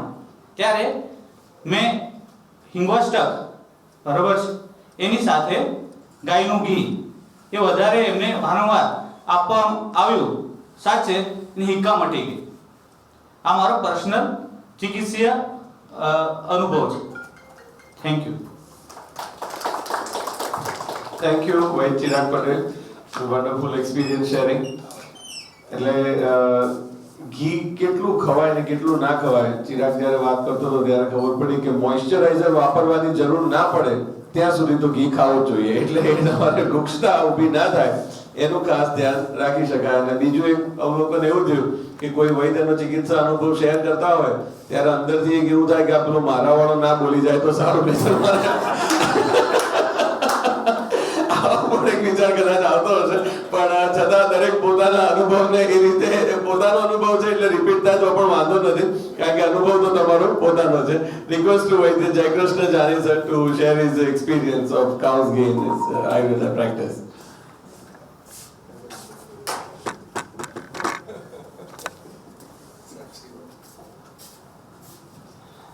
ઉપસ્થિત સર્વેને સાદર નમસ્કાર. પર્સનલી ઘી મને બહુ પ્રિય છે, એનું કારણ કે પિત્ત પ્રકૃતિ તકલીફ વધારે થતી હોય એટલે ઘી, અને ઘરમાં બધાની પિત્ત પ્રકૃતિ, એટલે ઘરમાં તમે નહીં માનો કે આખા વર્ષ દરમિયાન તેલના કદાચ 2 ડબ્બા માંડ વપરાતા હોય પણ ઘીના 4 ડબ્બા તો જતા જ રહે. એટલે ખૂબ જ ઘરમાં પણ એટલું વપરાય ઘી. અને બીજું કે આપણે ખાસ કરીને આપણે જે પેશન્ટ જોતા હોઈએ ને આયુર્વેદમાં, જે આપણી પાસે આવતા હોય હેવી લોડ લઈને, બરાબર ને, થાઇરોઇડ એટલી હોય ને, એટલે બધી પ્રકારનો હેવી લોડ, એટલે મેં જોયું મોટે ભાગે અજીર્ણ ઉદાવર્તના પેશન્ટ હોય આપણા. એટલે અજીર્ણને વાત કરીએ ને તો ઉદાવર્તના જે 50-60% જે પેશન્ટ હોય, તમે ઘી વાપરો ને સુંદર પરિણામ મળે. કારણ કે એમાં અનુલોમનની જરૂર હોય તમારે, અને ઘી જેવું સારું અનુલોમન કદાચ કોઈ દ્રવ્ય છે નહીં. એમાં ગાયનું ઘી ખાસ, એટલે એ આપણે માની લઈએ કે સાહેબે કીધું એમ, એટલે ઘી એટલે ગાયનું, જેમ તેલ એટલે તલનું તેલ, બાકી બધી ચિકાસ જેવું એવું જ ઘીનું છે. શાસ્ત્રમાં લખેલું છે કે જ્યાં ઘી શબ્દ વપરાય ત્યાં ગાયનું ઘી, અને તેલ શબ્દ વપરાય ત્યાં તલનું તેલ, એટલે જ એનો તેલ શબ્દ છે. અને ખાસ કરીને જે ચિકિત્સાની વાત કરીએ તો ભણતો ત્યારથી પંચકર્મ ખૂબ પ્રિય, અને ખૂબ જ પંચકર્મ આઈપીજીટીમાં જ્યારે હું એમડી કરતો ત્યારથી કરાવેલા. એટલે ઘી તો અત્યાર સુધી કદાચ હજારો કિલો પેશન્ટોને ખવડાવી દીધું હશે. એટલે અને મોટે ભાગે વૈદ્યો જેમ બે પ્રકાર છે, એક તો અચ્છપેય અને પ્રવિચારણા. તો મોટે ભાગે વૈદ્યો પ્રવિચારણા વધારે, જે આપણે સંસ્કૃત ઘી કહીએ કે જે દવા સાથે અથવા વનસ્પતિ સાથે, પણ મને પર્સનલી અચ્છપેયમાં વધારે વિશ્વાસ. એટલે હું મોટે ભાગે મારા જે પેશન્ટમાં પંચકર્મ કરાવું તો હું વિરેચન હોમન, તો મોટે ભાગે હું ગાયનું પ્યોર ઘી જ પીવડાવું, કે જેમાં, કારણ કે આપણે ઉત્કલેશ કરવાનો હોય જ્યારે, હું એવું માનું છું પર્સનલી કે આપણે દોષોનો જ્યારે ઉત્કલેશ કરવાનો છે, દોષોને બહાર કાઢવા માટે ઉત્કલેશ કરવાનો હોય, તો પ્રવિચારણાવાળામાં શું થાય કે મોટે ભાગે સમજ વધારે થઈ જતું હોય એ વખતે જ. એવું મેં જોયું છે કે આપણા ખાસ કરીને કોલવડામાં એવો મોકો મળે 2 વર્ષ કે ચામડીના રોગોની, સ્કિનની પર્સનલ એક ખાસ ઓપીડી શરૂ કરીને ચલાવવાનું મને કહ્યું કે તમે ચલાવો આ. તો એમાં અનુભવ એવો થયો કે પ્રવિચારણાવાળા ઘીમાં શું થાય કે સ્નેહપાન પતે ને એમાં પેશન્ટ કે સાહેબ હવે મારે કંઈ કરાવવું જ નથી, મને ઘણું સારું છે. એટલે શું થાય પ્રોબ્લેમ કે આપણે જે વમન વિરેચન કરી દોષોને બહાર કાઢવાના હોય એ રહી જાય અને પ્રોબ્લેમ. એટલે પછી એવું વિચાર્યું કે અચ્છપેય એના કરતાં વધારે સારું. એટલે પ્યોર, હું એવું કહું કે પ્યોર ગાયનું ઘી ક્યાંયથી મળે, તો તમે જે વાત કરી પહેલો પ્રશ્ન એ જ આવે કે ક્યાંથી મેળવવું.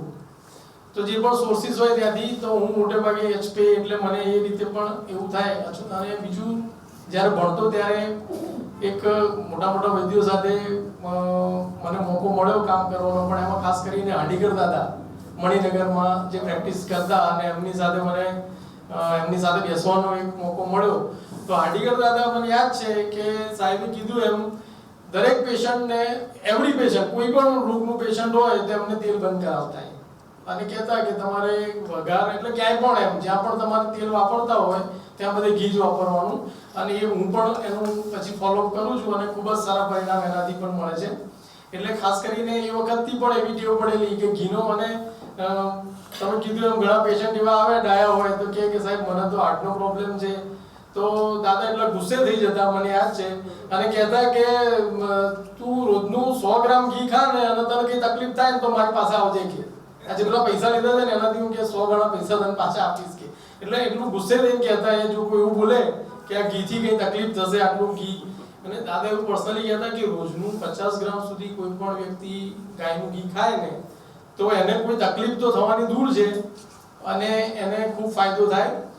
બીજું કે એમની યાદ શક્તિ બહુ પાવરફુલ હતી. 10 વર્ષ પહેલા કોઈ પેશન્ટ આવ્યું હોય ને સાહેબ, તો એ નામ સાથે બોલાવે, એટલી યાદ શક્તિ. એટલે એક વખત મેં પૂછેલું બેઠા હતા સમય, દાદા આ યાદ શક્તિ વધારવા શું કરવું? તો એમણે મને 2 વસ્તુ કહી હતી કે સવારે બ્રહ્મ મુહૂર્તમાં ઉઠવાનું, કોઈ દવાની જરૂર નથી, અને બીજું એમણે ગાયનું ઘી, પ્યોર ગાયનું ઘી એ તમે જો લો, બ્રહ્મ મુહૂર્તમાં ઉઠો અને પ્યોર ગાયનું ઘી લો એ વખતે, તો તમારી યાદ શક્તિ મારી જે એવી યાદ શક્તિ રહે. એટલે ગાયના ઘીનું એટલું બધું ખૂબ મહત્વ એ વખતથી સમજેલા, શીખેલા. અને મેં કીધું એમ પંચકર્મ જેટલા પણ પેશન્ટને, એટલે ઘી તો એમે ખૂબ પ્રિય અને ખૂબ વાપર્યું, અને એના ખૂબ ઉત્તમ પરિણામો. એમાં સ્કિનમાં તો એટલો વન્ડરફુલ, મેં કીધું ને એમ કેટલા બધા એવા પેશન્ટ હશે કે આપણે વમન વિરેચન માટે ગૃહપાન કરાવ્યું હોય પછી એ એવું કંઈ નથી કરાવતા કે સાહેબ મને આથી જ સારું છે, હવે હું આ જ કન્ટિન્યુ કરી છે. એટલે ફક્ત ઘીથી જ એટલું બધું સારું રિઝલ્ટ સ્કિનના ડિસઓર્ડર્સમાં મળે છે. મને અહીંયા બોલવાનો અને બોલાવીને મોકો આપ્યો એ બદલ ધન્યવાદ. થેન્ક યુ સિદ્ધાંત સર. અને જે વાત કરી કે આ ઘીના પ્રમોશનમાં એવું પણ કહી શકાય કે જો તમારા ઘરવાળાનો પિત્તો વારંવાર છટકતો હોય તો એ પિત્તના શમન માટે પણ આ ઘીનો ઉપયોગ કરી શકાય. તો આખા સિઝનના 12 મહિનાના પણ ઘી લોકો ભરી શકે જો એનાથી એ પરિણામ મળતું હોય તો, જે મળે જ છે. પણ એ પિત્ત જ્યારે કાબુ બહાર જાય એને લોક ભાષામાં પિત્તો કહેવાય કે પછી મારો પિત્તો ગયો, એનો પિત્ત એના કાબુ બહાર જતું રહ્યું, એવું બની શકે. Wonderful experience sharing. I would request Vaidya Ram Shukla sir to share his clinical experience with ghee.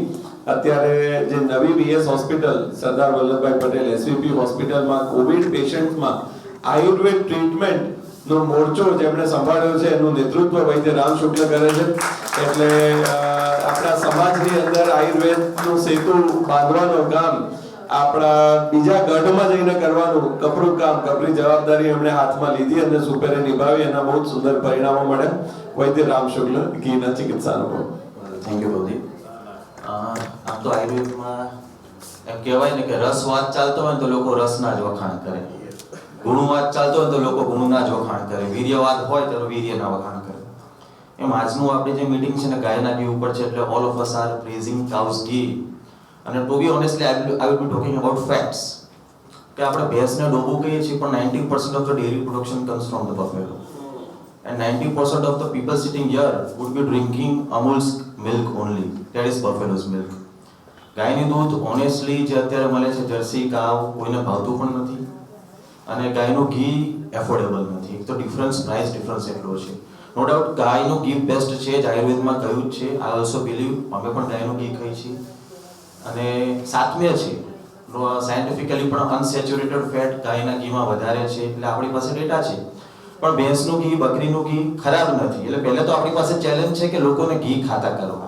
એક કોલેસ્ટ્રોલનો જે ફોબિયા આવી ગયો છે ને, એકચ્યુઅલી લાઇપોપ્રોટીન્સનો છે ફોબિયા, કોલેસ્ટ્રોલનો નથી. Lipoprotein comes from the word lipid and protein.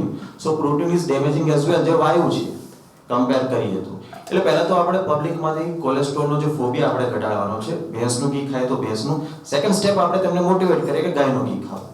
અને પ્રોડક્શન ઓછું છે એટલે કદાચ અત્યારે કોસ્ટલી છે, એફોર્ડ ના થાય, પણ જો ડિમાન્ડ વધશે તો એનું કોસ્ટ ઇફેક્ટિવનેસ પણ ઘટશે. એટલે કોઈ પણ અત્યારે શરૂઆત કરો, આપણે ઘી ખાવાની શરૂઆત કરો. 4 વાગે કહ્યું છે ને, ઋણમ કૃત્વા ઘૃતમ પીબેત, દેવું કરીને પણ ઘી પીવું. ભેંસનું તો ભેંસનું સારું, તમે ઇફ યુ કેન એફોર્ડ ગાયનું, ઇટ બેસ્ટ છે જ, એમાં કોઈ શંકા નથી. અને બિગિનિંગ વિથ ધ નોટ એમ ઓન અ લાઇટર નોટ હું કહીશ કે ચરક અને વાઘભટ વાંચશો તમે તો આપણે એમ કહી શકાય કે ચરક છે ને ગાયનો ઘીનો વેપારી હતો અને વાઘભટ તેલનો વેપારી હતો. એમ કહેવાય. તમે ચરક સંહિતા વાંચો, ચિકિત્સા શાસ્ત્ર, બધા જ એના ઔષધિયોગો ઘીથી જ શરૂઆત થાય છે અને વાઘભટ તેલથી શરૂઆત થાય છે. એવું પણ બની શકે કે ચરક ઉત્તર ગુજરાતમાં વધારે વિચરતા હતા, વાઘભટ દક્ષિણ ગુજરાતમાં વિચરતા હતા, અને આપણે વચ્ચાઈએ છીએ એટલે આપણને ઘી અને તેલ બંને સૂટ થાય છે, એટલે આપણે રહી શકાય છે. નો ડાઉટ ઘી is the best. Coming on clinical experience, બધાને ઘણા બધા એક્સપિરિયન્સ છે, પણ એક એક્સપિરિયન્સ મારો હું શેર કરીશ. અખંડાનંદમાં એક બોમ્બેના મુસ્લિમ પેશન્ટ, સિનિયર ભૂતપૂર્વ સુપરિન્ટેન્ડન્ટ સાહેબના પેશન્ટ અને સોરિયાટિક આર્થરાઇટિસનું પેશન્ટ.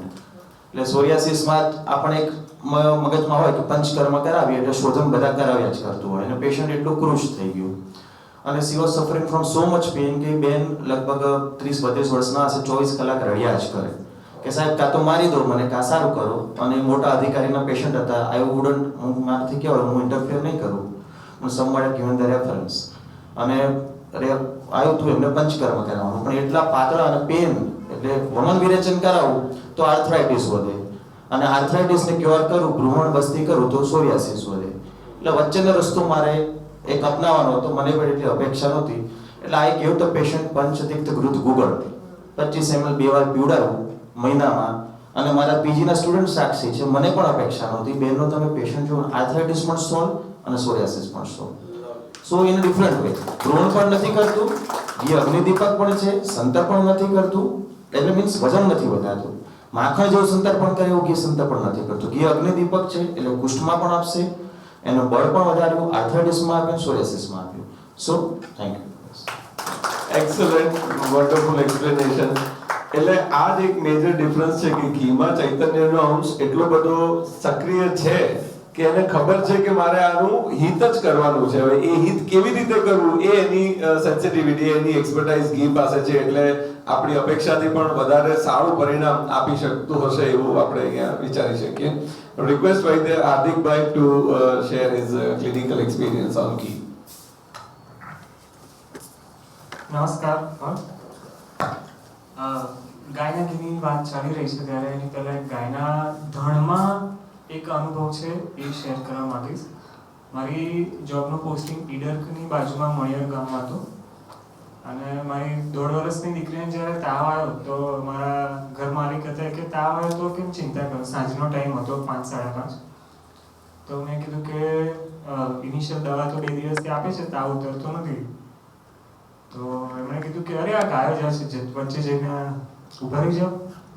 મને બીક લાગે, સિંગડા બિંગડા મારે તો. દેશી ગાયો હતી, ગીર ગાય નથી પણ દેશી ગાયોનું ધણ. માસી મારી સાથે આવ્યા, મને કહે ચલો. અને અમે બંને મારી દીકરીને તેડીને ગાયના ધણ વચ્ચે ઊભા રહ્યા અને પછી પાછા આવ્યા. તો એનો તાવ ઉતરી ગયો. માનવામાં આટલો બધો તાવ હતો અને કેવી રીતે ઉતરી ગયો. ત્યારથી જ ગાય પ્રત્યેની સંવેદના થોડી વધારે થઈ ગઈ અને શ્રદ્ધા પણ હતી. એક બીજો એક એક્સપિરિયન્સ છે. એક બુકમાં ક્ષેમ કુતૂહલ નામની એક બુક છે, એમાં બધી વ્યંજન બનાવવાની રેસીપી છે. તો એમાં એવું છે કે બધા શાક ઘીમાં જ બનાવવાના અને એમાં પણ રીંગણનું શાક તો ખાસ ઘીમાં જ બનાવવાનું. રીંગણનું બહુ મહત્વ બતાવ્યું છે અને એમાં રીંગણનું શાક ઘીમાં બનાવવાની જ બધી રેસીપી. આપણે બધા અહીંયા તેલમાં ભડથું ના તે બને છે પણ એમાં ગાયના ઘીમાં જ બનાવવાની બહુ બધી રેસીપીઓ બતાવી છે. બધા શાક ઘીમાં બનાવવાનું એવું કહ્યું છે. એક પ્રેક્ટિકલ એક્સપિરિયન્સ એવું છે કે મારા કઝિનને પેલું 25-26 વર્ષનો હતો અને સફેદ વાળ થયા. તો મને કે ભાઈ તમારા કરતાં વધારે અનુભવી તો હું લાગુ છું. તો એને એ વખતે પછી મેં કીધું કે દવા તો એને સ્ટાર્ટ કરવી હતી પણ એની પહેલાં મેં કીધું કે તું ગાયનું ઘી ખાવા માટે નાકમાં નાખવા માટે ચાલુ કર અને પગના તળિયે મારીશું. 3 બાજુથી ઘી ચાલુ કર્યું. પછી એને અવેલેબલ મળ્યું હોય ગાયનું ઘી લાવે ને જ્યાંથી મળે અને પછી એને વાળ 3 મહિના એને યુઝ કર્યું તો એને બધા વાળ દાઢીને બધું જે વ્હાઈટ થઈ ગયા તે બધા બ્લેક થઈ ગયા. અને મેં કીધું કે મેં પોતે પ્રયોગ નથી કર્યો પણ એના ઉપરથી જોઈને મને બી લાગ્યું કે હવે નસીમાં એમ ચાલુ કરવું જોઈએ. એ મારો એક્સપિરિયન્સ.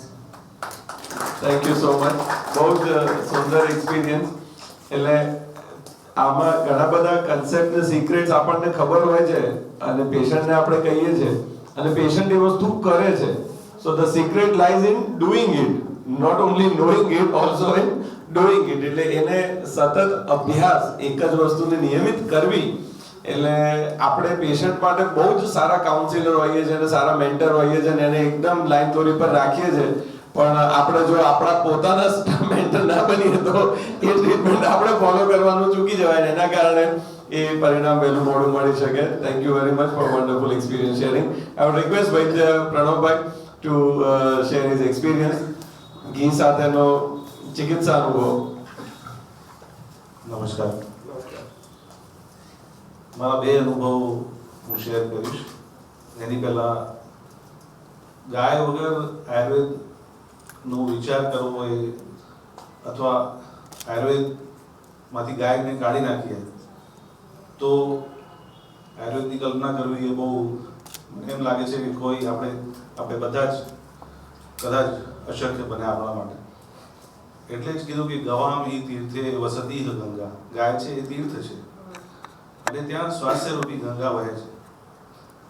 અને આપણે જોઈએ વિશ્વભરમાં ન્યુઝીલેન્ડ એક એવો દેશ છે, બ્રાઝિલ એક એવો દેશ છે જ્યાં આપણી ગાય, જેને આપણે ગાય કહીએ છીએ, સર્વાધિક સંખ્યામાં. અને આથી 10 વર્ષ પહેલા ન્યુઝીલેન્ડમાં ત્યાંની ગવર્મેન્ટે એક પાર્લામેન્ટમાં બિલ પાસ કર્યું કે આપણી બધી જર્સી ગાયોને કાપીને એને ખવડાવી દઈએ બીફ તરીકે અને ભારતની ગાયને આપણે લઈ આવીએ. કેમ? કારણ કે અમારા દેશ એટલે કે ન્યુઝીલેન્ડમાં નાના બાળકોને કોલેસ્ટ્રોલ, ઓબેસિટી, કાર્ડિયક પ્રોબ્લેમ ને બધું થાય છે. એટલે ભારતની જે ગાય જે દૂધ આપે છે એ લાવવા જેવી છે કારણ કે એનાથી આપણા દેશનું સ્વાસ્થ્ય સંવર્ધન થશે. એનું બિલ પાર્લામેન્ટમાં પાસ થયું લગભગ 15 વર્ષ પહેલા. પછી થયું શું કે એમણે કીધું કે આટલી સંખ્યામાં, લાખોની સંખ્યામાં આપણી જર્સી ગાય કાપી નાખીએ તો યોગ્ય નથી. એમની ગાય લાવીએ બરાબર છે. એટલે એમણે શું એક પ્રોજેક્ટ પ્લાન બનાવ્યો કે દર વર્ષે 10% ગાયો કાપી નાખીએ અને ધીરે ધીરે આપણી ગાયો ખતમ કરીએ અને ભારતની ગાયો વધારતા જઈએ. આજે સર્વાધિક વિશ્વમાં સૌથી વધારે આપણી દેશી ગાયો ન્યુઝીલેન્ડમાં છે. એ આપણે કલ્પના નહીં હોય. અને એવી જ રીતે બ્રાઝિલ પણ એક એવો દેશ છે જ્યાં A2 માટે ક્રેઝ, જેને કહેવાય crazy, people are crazy about A2 કાઉ.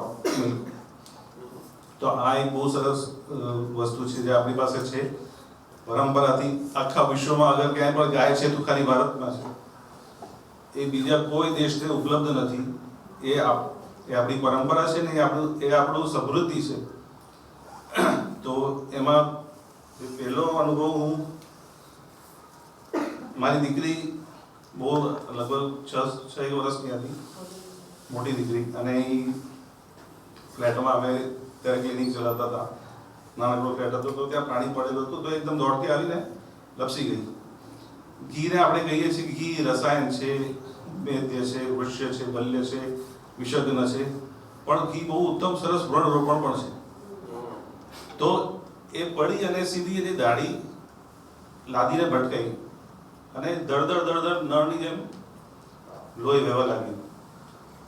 એટલે મને કઈ સમજણ ન પડી. ઉઠીને સીધો રસોડામાં ગયો. આવા ઘરમાં જ દવાખાનું ત્યારે રસોડામાં ગયો, 2 આંગળીથી ઘી આમ લીધું અને તેનું સીધું આમ દબાવી દીધું. અને પછી જ્યાં સુધી લોહી બંધ ન થયું ત્યાં સુધી દબાવી રાખ્યું. પછી 3 દિવસ પટ્ટી મારીને રાખ્યું. 3 દિવસ પછી જોયું તો આજે એ 19 વર્ષની છે, એને નિશાન પણ નથી. નહીં તો કમસે કમ એને 6-7 સ્ટીચ આવ્યા હોત એટલું મોટો વ્રણ હતો. તો ઘી ઉત્તમ વ્રણ રોપણ છે. હજી એક બહુ સરસ, લગભગ 2 વર્ષ, સવા 2 વર્ષ પહેલાની વાત છે. ત્યારે નરોડામાં દુધેશ્વરમાં એક આપણે, તમે પણ ઓળખો છો એમને, જીતુભાઈ છે RSS વાળા, ધર્મેન્દ્રભાઈના બહુ સારા પરિચિત છે. એમનો એક ફોન આવ્યો કે એક બેન છે અને એમને દાંતની તકલીફ છે, તો એ પડી ગયા છે ને એમને બધા દાંત કાઢવાનું ડેન્ટિસ્ટે કીધું છે.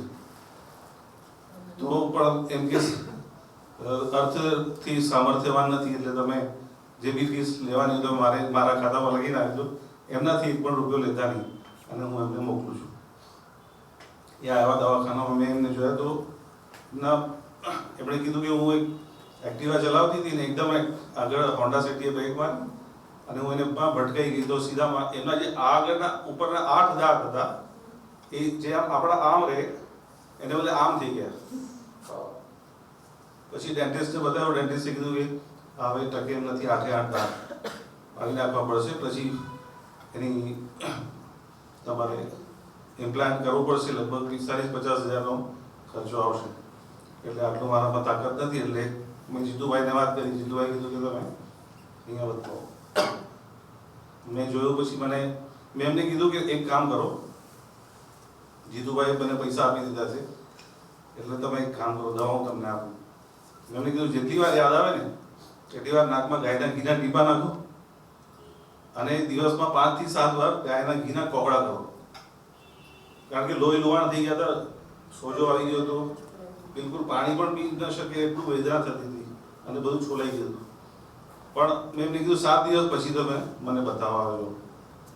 આપણી કલ્પનાની બહાર 7 દિવસ પછી બધા દાંત એમના ઓટોમેટિક સેટ થઈ ગયા અને બિલકુલ હલતા નહોતા. આશ્ચર્યજનક પરિણામ મળ્યું. સર્જિકલ પ્રોસિજરને આપણે ગાયના ઘીથી બચાવી શક્યા. મને આજે પણ આશ્ચર્ય થાય છે. આ ઘટના કહેતા મને રૂવાટા ઉભા થઈ જાય છે કે આવું પણ શક્ય છે. Thank you so much Pranavbhai. આ ખરેખર જે જ્ઞાન ઉત્પત્તિની જે 3 પ્રક્રિયાઓ છે, અધ્યયન, અધ્યાપન અને તદ્વિત સંભાષા, તો આજની આ તદ્વિત સંભાષા કેવા જ્ઞાનની ઉત્પત્તિ કરી રહી છે કે સર્જિકલ કેસ, ટ્રોમાનો કેસ અને ડેફિનેટ કોઈ પણ જનરલ ઓબ્ઝર્વેશન એવું જ આવે કે ભાઈ આને ઓપરેશન જ કરવું પડે અને ઘીના કોગળા ભરીને એના ગંડૂચથી અને ઘીના નસ્યથી, એટલે ઘીનું ચૈતન્ય આડા એટલે 45 ડિગ્રી 90 ડિગ્રી ક્રોસ કરી ગયા હોય એને પાછા એના ઠેકાણે લાવવાનું આટલું બધું ચૈતન્ય જેની અંદર છે એવું આ આહાર દ્રવ્ય અને ઔષધ દ્રવ્ય આપણી પાસે ઉપલબ્ધ છે અને એક્સપિરિયન્સ તમે શેર કર્યો. So useful for all of us. Thank you so much sir. I would request Vaidya Neelamben to share her experience.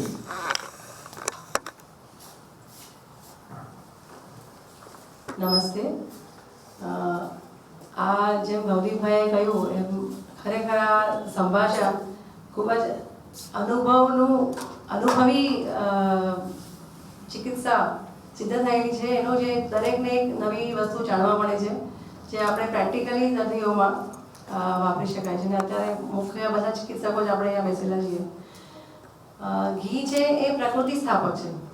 પ્રકૃતિ સ્થાપક એટલે આપણા શરીરમાં જે વિકૃતિ ઊભી થઈ છે એને જાણે ઓળખી લે છે અને એ વિકૃતિમાંથી ફરી એને પોતાની જગ્યાએ અથવા પોતાના નોર્મલ ફંક્શનિંગ પર લઈ આવે છે. એટલે પ્રકૃતિ સ્થાપક જ આપણે એને કહેવું જોઈએ. હું સ્ત્રી સંબંધી એકાદ બે અનુભવ શેર કરવા માંગીશ, સ્ત્રીરોગ સંબંધી. મારી પાસે સગર્ભા જ્યારે દર્દીઓ આવે છે ત્યારે આજના યુગમાં સગર્ભાઓમાં ખાસ કરીને હિમોગ્લોબિન લો થઈ જવાની સિચ્યુએશન ઘણી જોવા મળે છે. એક બ્લડ પ્રેશરની તકલીફ હોય છે ને એક આ બે મુખ્ય વસ્તુઓ છે અત્યારે જોવા મળે છે. હવે અમુક વર્ગ એવો અત્યારે આવે છે કે એ એમ કહે છે કે અમારે એલોપેથી વગર મને તમે આ હિમોગ્લોબિન નોર્મલ કરી દો, અમારે નથી રહેવી, મારે એનાથી સારું થઈ જાય એવો અમારો આગ્રહ છે. અને આપણે પણ એનાથી વધારે ખુશ જ થઈએ છીએ કારણ કે એનાથી આપણને જાણ થાય છે કે આપણી પણ શું એમના કરતાં વધારે ઉપલબ્ધિ છે. તો સામાન્ય જે આપણે આપીએ જેમ કે ધાત્રી લો છે કે સુવર્ણમાક્ષી ભસ્મ છે કે લોહાસવ છે, અમુક આપણાના એ આપ્યા પછી પણ એમ લાગે કે જુએ એવું દર્દીમાં રિઝલ્ટ નથી મળતું. ત્યારે એવી એક લગભગ 10 વર્ષ પહેલાં એક વ્યક્તિ દર્દી હતી મારી પાસે. એટલે પછી મેં હજુ વધારે વિચાર્યું કે ખાવામાં બધું ધ્યાન રાખે છે, બધું બરાબર, દવા બી લે છે બરાબર, તો એનું કેમ નથી વધતું હિમોગ્લોબિન. પછી આગળ વિચારીને ગાયનું ઘી પણ એના અનુપાનમાં ચાલુ હતું, છતાં બી એને એક બ્રેક મળતો હતો, આવતો આગળ એક લેવલથી આગળ વધતું નહોતું. પછી મેં એને કહ્યું કે તમે છે ને જમતા પહેલે કોળીએ દાઢીમાંથી દૂધ ચાલુ કરવાનું, ગરમ કરીને 1 ચમચી દાઢીમાંથી દૂધ ઓગાળી અને પહેલે કોળીએ પહેલાં પી જવાનું અને પછી ઉપર જમવાનું બંને ટાઈમ. અને એ કરતાં જ 8 દિવસમાં એને લક્ષણ થવા અને 15 દિવસમાં એનું લગભગ 1.5 ગ્રામ હિમોગ્લોબિન વધ્યું. અને એને જે ખૂબ જ અશક્તિ લાગતી હતી, શ્વાસના ઘણીવાર ભરાતો હતો, ચાલવામાં તકલીફ પડતી હતી, બધી વસ્તુમાં એટલો બધો ફાયદો. અને છેલ્લે એનું લગભગ 9 મહિના પત્યા અગિયારમાં એનું આરામથી 11.5 ઉપર એનું હિમોગ્લોબિન પહોંચી ગયું હતું. અને બીજો બધો ગ્રોથ જે થયો એ તો હજુ એક્સ્ટ્રામાં, જેમ કે એના ચહેરા પર ગ્લો આવ્યો, જે રક્તિમાં આવી જે ફિકાશ લાગતી હતી, એને એનર્જી એટલી બધી લાગવા માંડી કે એને ડિલિવરી પણ પછી નોર્મલ થઈ અને એને કોઈ જાતની કોમ્પ્લિકેશન ના રહી. એ ઉપરાંત સ્ત્રી રોગોમાં જ્યારે જેમ તપનભાઈએ કહ્યું કે આર્તવ સંબંધી તકલીફોવાળા પેશન્ટ જ્યારે હોય, અનાર્તવતા છે, દુષ્ટા આર્તવ છે, પછી અત્યારે પીસીઓડી જે બહુ કોમન વધતું જાય છે સમાજમાં તકલીફ, એમાં પણ ઔષધિઓમાં જેમ એમણે કહ્યું એમ ગીધનો ઉપયોગ કરીએ છીએ, પણ એની જે ઔષધિઓ છે જે રોગમાં આપણે વાપરીએ છીએ અનુપાન સ્વરૂપે જ્યારે ગાયનું ઘી આપીએ છીએ ત્યારે એનું રિઝલ્ટ વધારે સારું મળે છે. જેમ કે લાલ નાગ કેસર ચૂર્ણ છે, એ આપણે ફક્ત આપવું હોય ખાલી સ્ત્રી રોગમાં એનો બહુ સારો રિઝલ્ટ છે. પણ એનો અનુપાન જ્યારે તમે ગૃત અને સાકર સાથે આપો છો, મિશ્રી સાથે, ખડી સાકર સાથે, ત્યારે એની ઇફેક્ટિવનેસ, એની સ્પીડ રિકવરીની અનેક ગણી વધી જાય છે. એટલે એનું અદ્ભુત પરિણામ છે. Thank you so much Neelamben. તમે ઔષધનો કાળ અહીંયા યાદ કરાવ્યો કે પ્રથમ કવલે ભોજનની શરૂઆત ઔષધ સાથે થાય અને પ્રથમ ગ્રાસ સાથે આપી શકાય એ કાલ આપણે સરસ યાદ કરાવવાનો અનુભવ આપણે શેર કર્યો. દાઢીમાંથી ગ્રોથ પણ female disorders, hormone related disorders માં wonderful. I would request Archana Ben to share her experience. Foreman. નમસ્કાર. અત્યારે ઘીની જ વાત ચાલે છે, એમાં ખાસ કરીને એક લાઇફસ્ટાઇલ ડિસઓર્ડર, કોઈ પણ પ્રકારના લાઇફસ્ટાઇલ ડિસઓર્ડર છે એ બધા ઘીથી સોલ્વ થાય છે. એટલે ઘીને ઔષધ કરતાં આહારમાં સ્થાન આપવું એ ખૂબ જરૂરી છે. જે મેં પર્સનલી પણ અનુભવ કર્યો કે જેમાં જયકૃષ્ણભાઈએ કહ્યું કે હાર્ડિકર દાદા બધામાં તેલ બંધ કરાવી અને ઘી જ કહેતા. તો since long I have been touch in, એ અમારા ગુરુ છે.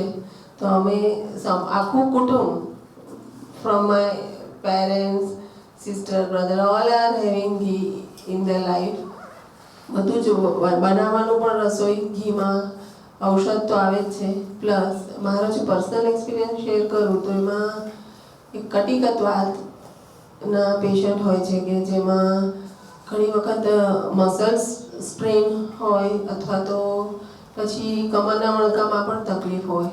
તો એક તો વાયુની રોગ વાયુનો છે. જો આમનો અનુબંધ હોય તો શરૂઆતમાં અમે ક્વાત સાથે એરણી વગેરે આપીને આમ પાચન કરાવી, પણ પછી જ્યારે કેવળ આમ નીકળી જાય અને વાત દોષ જ રહી જાય અને પેશન્ટને દુખાવો સ્ટીફનેસ વગેરે હોય તો એમાં વાતશામક તરીકે પીપરી મૂળ ઘી અને ગોળ અથવા પીપરી મૂળની સાથે જો યોગવાહી દ્રવ્ય તરીકે લેવું હોય તો એ પણ ગુરુ પરંપરાએ જો શીખેલી છું કે શ્વાસકુઠાર રસ એમાં વાતશામક ઔષધિ છે. એ માત્ર શ્વાસ રોગની ઔષધિ નથી.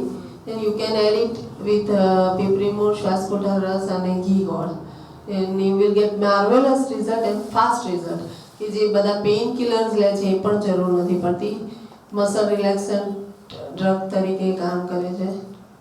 બીજું સામાન્ય સ્ત્રી રોગ અધિકારમાં કે અત્યારના કરંટ સિચ્યુએશનમાં ઘણાને ડાયટ સારા નથી હોતા, હવામાન છે બધું, તો એલર્જીક બ્રોન્કાઇટિસમાં જ્યારે મ્યુકોઝા મેમ્બ્રેન થોડી ડ્રાયનેસ મેમ્બ્રેન ડ્રાય રહેતી હોય તો એમાં પણ ઘી સાથે ઔષધ પ્રયોગ કરવાથી ફાયદો રહે છે. એમાં ગરમ દૂધમાં ઘી, હળદરવાળા દૂધમાં ઘી, સીતોપલાદી ઘી સાકર કે ઇવન કોઈ પણ શ્વાસ રોગની કોઈ પણ ઔષધિ હોય, પછી તાલીસાદી ચૂર્ણ લો કે વી હેવ સો મેની રસ, એના સાથે એક ચમચી ઘી ક્વાત સાથે, ક્વાત ઔષધિ હોય તો સવારે રાત્રે એની સાથે ઘી આપવાથી મેમ્બ્રેન સુધિંગ થાય અને કફ વધતો નથી અને વાત શમન થાય છે. અને થર્ડ એક ખાસ કરીને ચક્ષુષ્ય અને કેશિયા છે ઘી, એટલે આંખના નંબર માટે લોકલ જેમ તપન સરે કીધું કે કાંસાની વાટકીથી ઘી ઘસવું અને એની સાથે ઇન્ટરનલ ત્રિફલા ઘી સાકરનો પ્રયોગ કરવાથી ફાયદો થાય છે. બાકી કોઈ પણ એવો એક્સટર્નલ પ્રયોગ નથી કે આ બધા જે કહેતા હોય છે વાળ માટે પાર્લર વગેરે કે તમારા વાળ કાળા થાય. ત્રિફલા ઘી સાકરથી જ મૂળમાંથી વાળ કાળા થાય લાંબો સમય એનું સેવન કરવાથી, અને આંખની જ્યોતિ વધે છે. Thank you. Thank you, Mohammed, for very nice experience sharing. I would request Vaidya Jai Upadhyay to share your experience.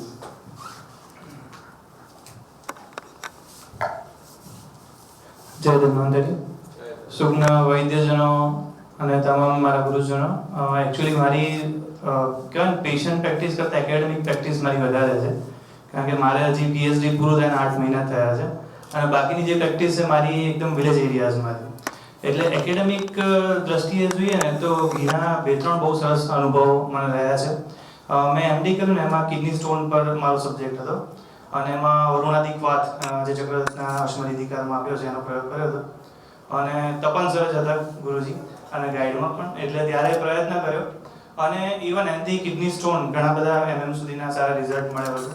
પણ કેવું થતું કે 6 મહિના કે 8 મહિના કે મારું MD પત્યું પછી કોઈનો ફોન આવે કે સાહેબ મેં તમારી જોડે દવા લીધી હતી ત્યારે તો સારું થઈ ગયું હતું, હવે પાછી મને કે દુખે છે. એટલે આપણે પહેલા એમને કહીએ કે એક કામ કરો, તમે ફરતી સોનોગ્રાફી કરાવો, આપણે જોઈએ. એટલે લગભગ એમાં પાછું 2 mm નો કે 4 mm નો સ્ટોન ફરીથી આવે.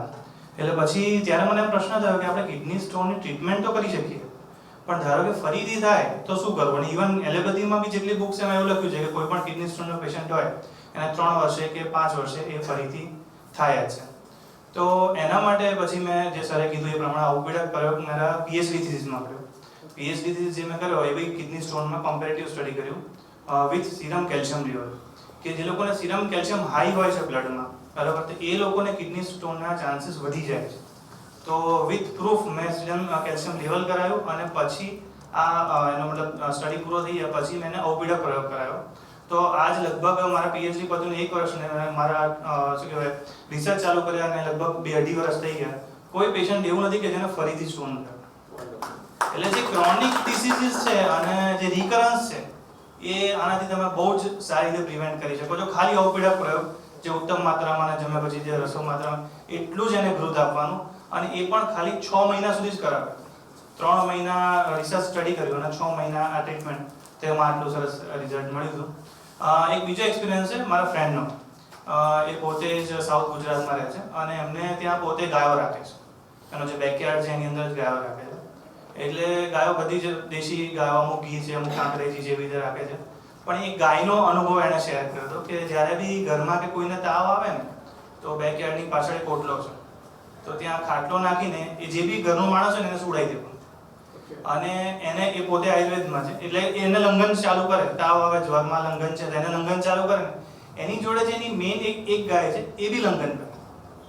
એટલું મેં બી નહોતો વિશ્વાસ કર્યો, પણ જ્યારે મેં જોયું ને ત્યારે કીધું કે જ્યારે બી તાવ આવે ને એને ત્યાં સુવાડો એટલે એ તો પેશન્ટનું લંઘન છે એટલે ગાય બી લંઘન કરે અને 2, 2.5 કે 3 દિવસનો તાવ ઉતરે ને પછી જ ગાય એનું ખડ કે નિરાણો એને ખાય. એટલે આટલું સરસ એમાંથી રિઝલ્ટ મળે છે.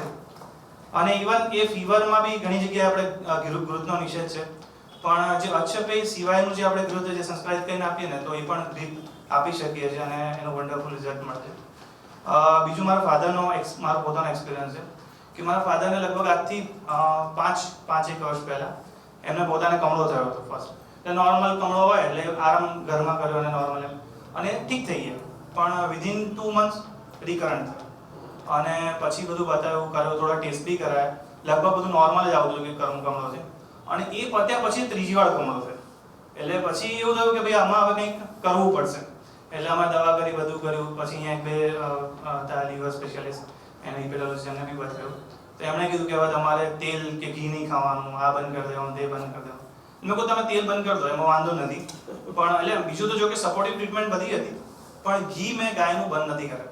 મેં ફર્સ્ટથી એમને ગાયનું ઘી ચાલુ રાખ્યું અને એમને પહેલાં ટ્રીટમેન્ટ કરાવી લગભગ 6-1 મહિના સુધી, અને પછી એકલો પુનર્નવાદિક વાર અને ઘી આજ સુધી ચાલુ છે. અને જે સૌથી પહેલાં અમે એમનો MRI કરાવ્યો હતો, CT બી કરાવ્યો હતો અને ઇવન જે 3D સોનોગ્રાફી કરાવી તેમાં આવ્યું હતું કે ભાઈ લીવર પેરેન્કાઇમલ ડિસીઝ છે એટલે આ પેશન્ટમાં વધારે તકલીફ થાય પહેલાં તમે સાચવી દો.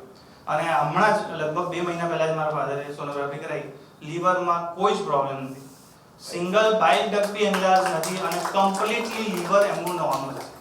અને ઇવન આટલા વખતથી એમને ઘી ખવડાવ્યું, સહેજ એમનું કોલેસ્ટ્રોલ સહેજ વધારે આવે, બાકી બધા પેરામીટર નોર્મલ છે. કારણ કે મારા ફાધર એમને ગળ્યું ખાવાની ટેવ છે એટલે એના કારણે કદાચ આવતું હશે, પણ ટૂંકમાં આટલા વખત સુધી કન્ટિન્યુઅસ ગાયનું ઘી ખવડાવો, કોઈને કોલેસ્ટ્રોલ વધતું નથી. Thank you. Super, very nice experience sharing with evidence also. તમારી સાથે બેન તમારે શેર કરવાનો છે એક્સપિરિયન્સ? હા, ઓકે. વૈદ્ય નિકેત શાહ એમનો એક્સપિરિયન્સ, ક્લિનિકલ એક્સપિરિયન્સ શેર કરશે.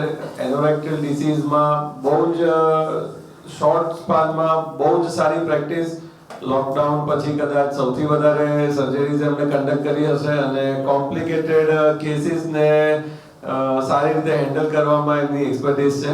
વૈદ્ય નિકેત શાહ. થેન્ક યુ ભવદીપભાઈ મને બોલાવવા માટે. તમે કીધું યાદ દેવડાવ્યું, પાછું મારા સાથે ગઈકાલે ફોન હતો ત્યારે મેં કીધું કે સારું થયું મને યાદ દેવડાવ્યું, બાકી હું ભૂલી ગયા. સર થોડીક અમુક વસ્તુ મને એ વસ્તુ ક્લિયર કરવાની હતી કે જેમ કે જો મારું જનરેશન છે, જે અમે લોકો જે હમણાં નવા પ્રેક્ટિસમાં આવ્યા છે, અમને લોકોને છે ને એક્સપેરિમેન્ટ કરવાથી બહુ બીક લાગે છે. એટલે અમારા માટે આપતો ઉપદેશ જ એક ફેક્ટ વસ્તુ છે જે અમે ફોલો કરતા હોઈએ છીએ. મેં મારી જે પ્રેક્ટિસ છે એમાં મેં આપતો ઉપદેશ સિવાય બીજું મેં કંઈ કર્યું જ નથી. જે મને લોકોએ જે પ્રેક્ટિસિંગ વૈદ્યો છે એમણે જે કીધું છે ને એની ઉપર મને વધારે ભરોસો છે, ના કે મને બુકમાં. એટલે દાખલા તરીકે હું એક મારો એક્ઝામ્પલ લેવો જેમ કે મારા એક પેશન્ટને ઊંઘ નથી આવતી, બરાબર. હવે ઊંઘ નથી આવતી તો આપણને આયુર્વેદમાં આવ્યું હતું પેશન્ટ આયુર્વેદ માટે તો બધા આપણ શું પહેલા તો ક્યારેક કોઈ ગાવ તો કહેતો લો એલ્પ્રાઝોલમ લઈ લો, નાઇટ્રાવેટ લઈ લો ને બધું વાંચતા. પણ હીરપરા સાહેબને મેં વાત કરી કે સર આમાં આપણે આયુર્વેદમાં શું કરે, એટલે સરે મને કીધું હતું કે એક ગ્લાસ દૂધની અંદર 2 ચમચી ઘી નાખીને રાતે પીવડાવી દેવાનું, મતલબ કે મસ્ત ઊંઘાઈ જશે.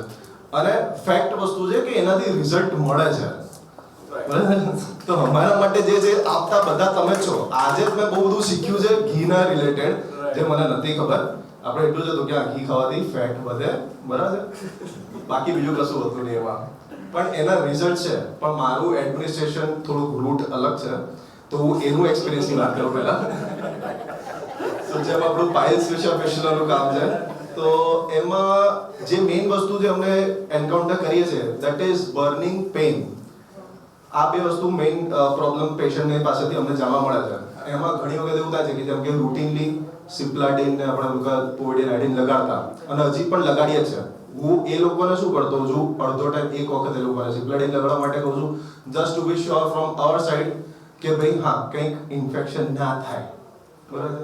Steel I want to get, હું ધીરે ધીરે આખું આયુર્વેદ પર શિફ્ટ થવા માંગુ છું, પણ એના માટે મને એટલો હાલમાં કોન્ફિડન્સ નથી બધી વસ્તુને લઈને. પણ હું લોકોના એક્સપિરિયન્સીસ સાંભળું ને એના પછી એ વસ્તુ ફોલો કરું. આજે મેં બહુ બધા એક્સપિરિયન્સીસ સાંભળ્યા ને એમાં હું ફોલો કરીશ આગળ પણ. તો એમાં મેઇનલી જેમ કે એનર ડાયલેટર મેં આપતા હોઈએ છે, તો હું પેશન્ટને એનર ડાયલેટર હંમેશા ઘી લગાડીને જ આપવાનું કહું છું કે ભાઈ એક અલગથી ડબ્બીમાં ઘી લઈ લેવાનું, સાધનને ઘીની અંદર ડીબોળવાનું અને એનર ડાયલેટર વાપરવાનું. સો દેટ હિલિંગ પણ બહુ સારી છે, પેશન્ટની કમ્પ્લેન પણ નથી, કોઈ પેનની કે બર્નિંગની કે એની કોઈ કમ્પ્લેન નથી. તો this is what my experience is કે વુન્ડ હિલિંગમાં અને મને એમાં બહુ સારું રહેશે. કેમ કે તમે ટ્યુબ લગાડતા હો, પોવિડિન આયોડિન સિપ્લાડિન કે કંઈક લગાડતા હો તો એ સખત રફ થઈ જાય છે ઇન્સર્ટ કરવા માટે. ઓન ધેટ બિહાફ એ જ્યારે આપણે આપતા હોઈએ છીએ, ઘી લગાડવા આપતા હોય છે તો એથી રિઝલ્ટ સારું મળે છે. તો હું મારા બધા પેશન્ટને ઓલમોસ્ટ હું ઘી જ આપતો હોઉં છું અને એનાથી આપણને હિલિંગ ને બધું સારું મળતું હોય છે. હવે ધીરે ધીરે જેમ સરની પાસે જેવું શીખ્યો હતો કે ભાઈ ઊંઘ ના આવે, કેમ કે યુઝ્યુઅલી પાયલ્સ સ્પેશિયલમાં પેશન્ટને ઊંઘ નથી આવતી હોતી, એટલે એ લોકોને જેમ દૂધનો ઘીનો આ પ્રયોગ કર્યો હતો એ રીતે હું જે બધા જે એક્સપિરિયન્સીસ સાંભળ્યા છે એમાં છે એ બધાથી મારા બીજા બહુ બધા આગળ કન્ટિન્યુ થવાના છે. Wonderful wonderful, thank you so much ભાઈ નિકેત સર. એટલે અર્શ અને એની સાથે સંબંધિત બીજા વિકારો કે મૂત્રવાસ સ્ત્રોતસમાં અને સ્ટોનના પ્રોબ્લેમ્સ, આ બધા ઉદાવર્તના પડછાયા કહેવાય. અને ઉદાવર્તની અંદર વાયુનો વંટોળ્યો એને પાછો સીધો દૂર કરવાની તાકાત ઘી પાસે સૌથી વધારે છે, એટલે એ આ રીતે એમાં મદદ તો કરે જ છે. અને વૈદ્ય સમૂહની સંશય કરાણામ તદ્વિત સંભાષા એ નવા વૈદ્યોને એ પ્રોત્સાહન પૂરું પાડે છે કે ભાઈ જેને આગળ 30 વર્ષ સુધી આપણા ક્ષેત્રમાં કામ કર્યું છે અને આજે રજસ તમસ નિર્મુક્ત્યા એ જ આપ્ત છે. કોઈ રજસ તમસના આવરણ વગર પોતાનો અનુભવ જેવો છે એવો શેર કરવો, લાઈક એક્સરે જેવું કામ. એ પ્રધાનમંત્રીનો એક્સરે હોય તો બ્લેક એન્ડ વ્હાઇટ બતાવે અને સ્વીપરનો હોય તો બ્લેક એન્ડ વ્હાઇટ બતાવે. પ્રધાનમંત્રીનો એક્સરેમાં ગોલ્ડન ટિલ્ટ ના આપે. તો એ આપ્ત છે કે એમાં કોઈ રજસ તમસ નથી. એટલે આજે અહીંયા જે ચર્ચાઓ થઈ રહી છે એ આપતોપદેશ તરીકે તમે એને જોઈ રહ્યા છો અને તમે પ્રેક્ટિસમાં આગળ લઈ જશો એ જાણીને ખરેખર આનંદ થયો. Thank you so much. Request two Nidhi Rishi madam. सबको मेरा प्रणाम और आज इस डिस्कशन का पार्ट बनने के लिए गिरीश जी का और भवदीप जी का बहुत बहुत धन्यवाद. अच्छा, मैं अपना जैसा कि अभी वैद्य निकेत ने बोला, आई ऑल्सो यूज दिस जात्यादि घृत लोकल एप्लीकेशन के लिए आपके सारे उसमें बर्निंग पेन में, specially in anorectal disease. Secondly, अगर सर्वाइकल इरोजन्स हैं, सर्विक्स पे कोई इरोजन्स है तो उसमें अगेन प्लेन घी या जात्यादि अवेलेबल है तो जात्यादि, उसका भी बहुत अच्छा रिजल्ट मिलता है. अभी कुछ दिन पहले मेरी एक फ्रेंड का फोन आया ड्यूरिंग लॉकडाउन कि मुझे बहुत वॉमिटिंग हो रही है और पानी भी नहीं रुक रहा है. तो मेरे को कुछ समझ नहीं आया. मैंने उसको बोला अगर तुम्हारे घर में शक्कर है तो घी और शक्कर मिला के थोड़ा चाट के देखो. फिर थोड़ी देर बाद फोन आया कि ठीक हो गया, कि थोड़ा थोड़ा चाटो और पानी 2-2 घूंटी पीना, उससे ज्यादा नहीं पीना. तो थोड़ा रुकना शुरू हो जाए, पानी जब होल्ड होना शुरू हो जाए तब पीना आगे. तो ये मेरा लेटेस्ट घी का एक्सपीरियंस था.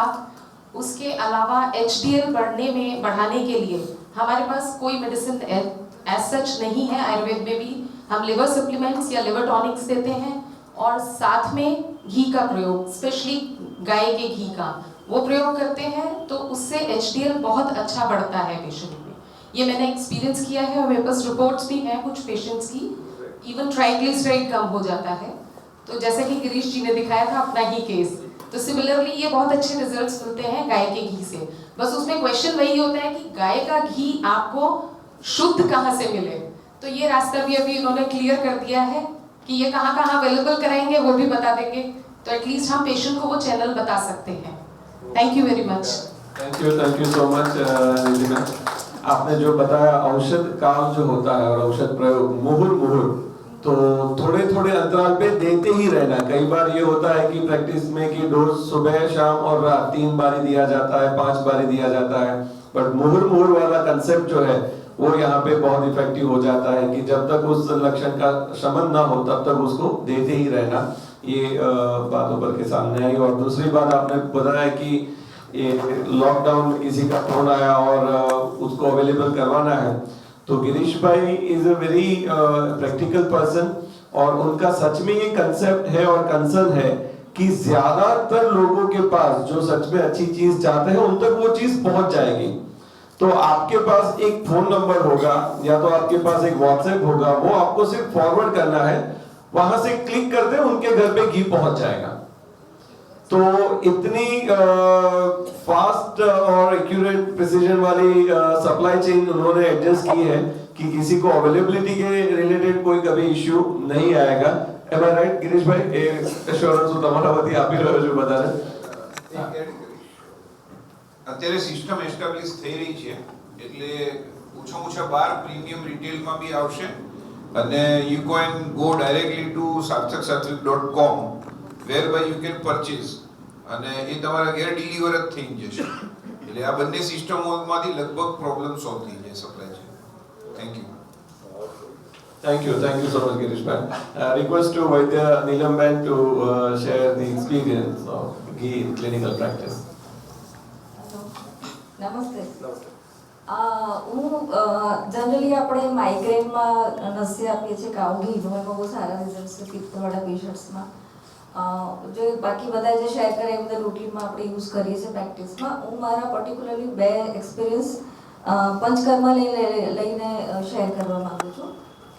ફર્સ્ટ ઓફ ઓલ, એક લગભગ 10 વર્ષ પહેલાં મારી પાસે પેશન્ટ આવ્યું એન્ડ આઈ લીડ, આંખના પોપચાનું કેન્સર। બહુ રેર કેસ, લગભગ આપણે જોયેલા નથી હોતા અને 8 વર્ષથી એને હતું અને લકીલી એને બીજી ક્યાંય સ્પ્રેડેડ નહોતું, ઇવન તો બીજી આઈઝમાં પણ એને નહોતું, એક જ લેફ્ટ આઈમાં હતું। કેમોથેરાપીને બધું ત્યાં આપી શકાયું નહોતું અને લગભગ 4 ટાઈમ એને સર્જરી ઓલરેડી કરેલી હતી। ઇવન તો એને પેલું પોસ્ટ ફોર્મેશન, બ્લીડિંગ કે બર્નિંગ કે બહુ જ હતું અને ત્યાં એને જસ્ટ એક સ્વેબ મૂકી, એટલે કોટન કપડું મૂકી, સ્વેબ મૂકી અને આખો દિવસ એને પટ્ટી રાખવી પડે અને એવરી 4 અવર્સ એને ચેન્જ કરવું પડે, ઇવન તો નાઇટમાં પણ એને ચેન્જ કરવું પડે। અને મારી પાસે કમ્પ્લેન લઈને જ આવ્યા હતા કે મને બેન બહુ બળે છે, મને આ બળતરામાંથી મુક્તિ અપાવો ને તો હું સુસાઇડ કરી લઈશ। અને he was 56 years old at that time. તો બળતરા હતી અને તર્પણ અપાયું હતું નહીં, અક્ષય તર્પણ અપાયું હતું નહીં। પછી મેં એને પંચગવ્ય ઘૃતથી શિરોધારા કરી। હા, પંચગવ્ય ઘૃતથી ને વિન્ટરમાં, આ વિન્ટરમાં અને લગભગ 2.5 લીટર જેવું તો આપણે શિરોધારા માટે ઘૃત તો જોઈએ જ, અવેલેબલ કરાયું અને એને પંચગવ્ય ઘૃતથી શિરોધારામાં 5મા જ દિવસે એનું બિલકુલ, એણે મને એમ કીધું કે બેન હવે જે પહેલાં 4 કલાકે મારે જે ચેન્જ કરવું પડતું હતું સ્વેબ, એ મારે 6 કલાક 8 કલાકે હવે કરવું પડે છે। ઇવન તો એનું પેન જતું રહ્યું, એની બળતરા પણ જતી રહી અને પછી એટલું બધું સારું લાગ્યું। લગભગ એને અમે 15 સિટિંગ્સ 5 ડેઝ કરીને આપ્યા, અમે વચ્ચે 1-2 દિવસનો બ્રેક લીધો અને પછી એને ઘરે જ અમે એને કીધું કે હવે તમે ભાઈ ઘરે જ આ વસ્તુ પ્રોવિઝન કરો ને, ઘી તમે ખાલી માથામાં મસાજ કરો અને એથી એને બહુ જ મિરેકલી રિઝલ્ટ એને મળ્યા। એ મારો બહુ સરસ એક્સપિરિયન્સ હતો। Second experience I want to share કે એક lady, she is 22-23 years old girl, એના મેરેજ હતા અને મારી પાસે મેરેજ પછીનો કેસ છે, પણ હું એટલા માટે આગળનું ડિસ્ક્રિપ્શન કરું કે ખ્યાલ આવે કે આજકાલની જનરેશન જે ફૂડને લઈને, ફિગરને લઈને કે મારા મેરેજ છે ને મારે આવા કપડાં પહેરવાના છે અને શોપિંગ વોટેવર, પણ એને કંઈક ફૂડમાં ધ્યાન નહીં રાખ્યું। એના રિસેપ્શનના દિવસે એને સિવિયર વોમિટિંગ થઈ અને એ રિસેપ્શન એટેન્ડ ના કરી શકી, એને હોસ્પિટલાઇઝ કરવી પડી અને એનું પિયર અહીંયા અમદાવાદમાં અને સાસુ બરોડાથી એમ્બ્યુલન્સમાં લઈને એને અહીંયા આવ્યા, એડમિટ કરી હોસ્પિટલમાં અને એના મધર ફાધર બહુ મારા સારા જૂના પેશન્ટ્સ છે। તેમનો કોલ આવે એટલે હોસ્પિટલમાં હું જોવા ગઈ, એટલે એમના બધા રિપોર્ટ્સ બધું થઈ ગયું હતું। Conclusion was that at that time કે એના ઇન્ટેસ્ટાઇનના જે પર્ટિક્યુલર જે 4 લેયર્સ હોય છે એમાં અંદરના બંને લેયર્સ ચીપકી ગયા હતા। હવે એ કન્ડિશનમાં એને સર્જરી પણ પોસિબલ નથી, એને રાઈસ પાઇપથી એને ફૂડ આપતા હતા એનું એક જ સોલ્યુશન ડૉક્ટરે એ વખતે આપ્યું કે એનું વજન વધશે તો ને તો જ આ રાઈસ પાઇપ અમે કાઢી શકીશું, તો જ એનું ફૂડ ઇન્ટેક થશે. અધરવાઇઝ આપણે મગનું પાણી કે સિમ્પલ વોટર પણ એનું જતું નહોતું, ઇમિડિયેટ એનું વોમિટિંગ સ્ટાર્ટ થતું હતું. અને પછી એને ઘરે રજા આપી દીધી વિથ ધેટ પાઇપ. પછી મારી પાસે એને લઈને આવ્યા અને હવે એને બૃહણ એનું વજન વધારવું હતું, 42 kg વેટ હતું એ વખતે. એનું ડૉક્ટરે કીધું કે એનું એટલીસ્ટ 47 kg થાય ને તો પછી આપણે પાઇપ આપણે રિમૂવ કરી શકીએ. એ વખતે અશ્વગંધા ઘૃત અને શતાવરી ઘૃત એની અમે બસ્તી આપવાની ચાલુ કરી. ફર્સ્ટ ડે 30 ml અમે ખાલી 30 ml જ આપ્યું. 30 ml બધું બહાર. બિલકુલ અંદર સ્ટેબલ રહેતું જ નહોતું, કારણ કે એટલું બધું ડ્રાય હતું સ્કિન એનું, અને બીજું કંઈ અમે એને માઉથથી મેડિસિન આપી શકીએ એવું હતું નહીં. પણ ધીરે ગ્રેજ્યુઅલી કરતાં 15 દિવસમાં લગભગ 70 ml જેટલું બોડી એનું હોલ્ડ કરવા માંડ્યું. એટલે લગભગ 6th ડેમાં એની પાઇપ અમે રિમૂવ કરી દીધી, કારણ કે એના માઉથથી મેડિસિન જવા માંડી. સિરપ્સ અમે આપી શકતા હતા. પછી ડૉક્ટરો બી એમના તરફથી જે સિરપ્સ મલ્ટીવિટામિન જે કંઈ પણ આપવાનું ચાલુ કર્યું. અને આફ્ટર 1 monthના એના રિપોર્ટ્સમાં એનું જે મેઇન જે સ્ટ્રક્ચર હતું એ પણ એનું સુધરી ગયું, અને ત્યાં ફેટ બી જનરેટ થઈ ગઈ. અને અત્યારે તો બહુ સરસ છે છોકરીને. લગભગ અમે 15 ડેઝની અંદર 42 માંથી 47 એનું વેટ ખાલી બસ્તીથી જ કર્યું. બહુ જ એક્સલન્ટ કેસ અને એનું એક્સલન્ટ રિઝલ્ટ. હવે અત્યારનો જે સિનેરિયો એવો ક્રિએટ થયો છે સ્પેશિયલી આફ્ટર કોવિડ, કે ભાઈ બધી વસ્તુને રિસર્ચ નામની અગ્નિ પરીક્ષામાંથી પસાર થવું. તો નથી જોઈતી અમારે તમારી અગ્નિ પરીક્ષાઓ. અમે અમારી અગ્નિ પરીક્ષાઓને જાતે જ પ્રસ્થાપિત કરીએ છીએ. એટલે શ્રદ્ધાનો જો હો વિષય તો પુરાવાની સી જરૂર. ગીતામાં તો ક્યાંય શ્રી કૃષ્ણની સહી નથી, બરાબર? તો આપણને આપણા શાસ્ત્રોમાં શ્રદ્ધા છે, આપણા સિદ્ધાંતોમાં શ્રદ્ધા છે, પેશન્ટને આપણામાં શ્રદ્ધા છે, ને એને પરિણામ મળી જાય છે. તો અહીંયા વાત આગળ વધારવાની છે. એને આ તો એક જ પેશન્ટમાં મળ્યું, આવું તમે 100માં કરી લાવો તો અમે માનું. પણ તું કોણ? અમારે તને મનાવવું જ નથી. અમે આયુર્વેદને માનીએ છીએ, પેશન્ટ અમને માને છે, ને અમારું કામ સરસ ચાલે છે.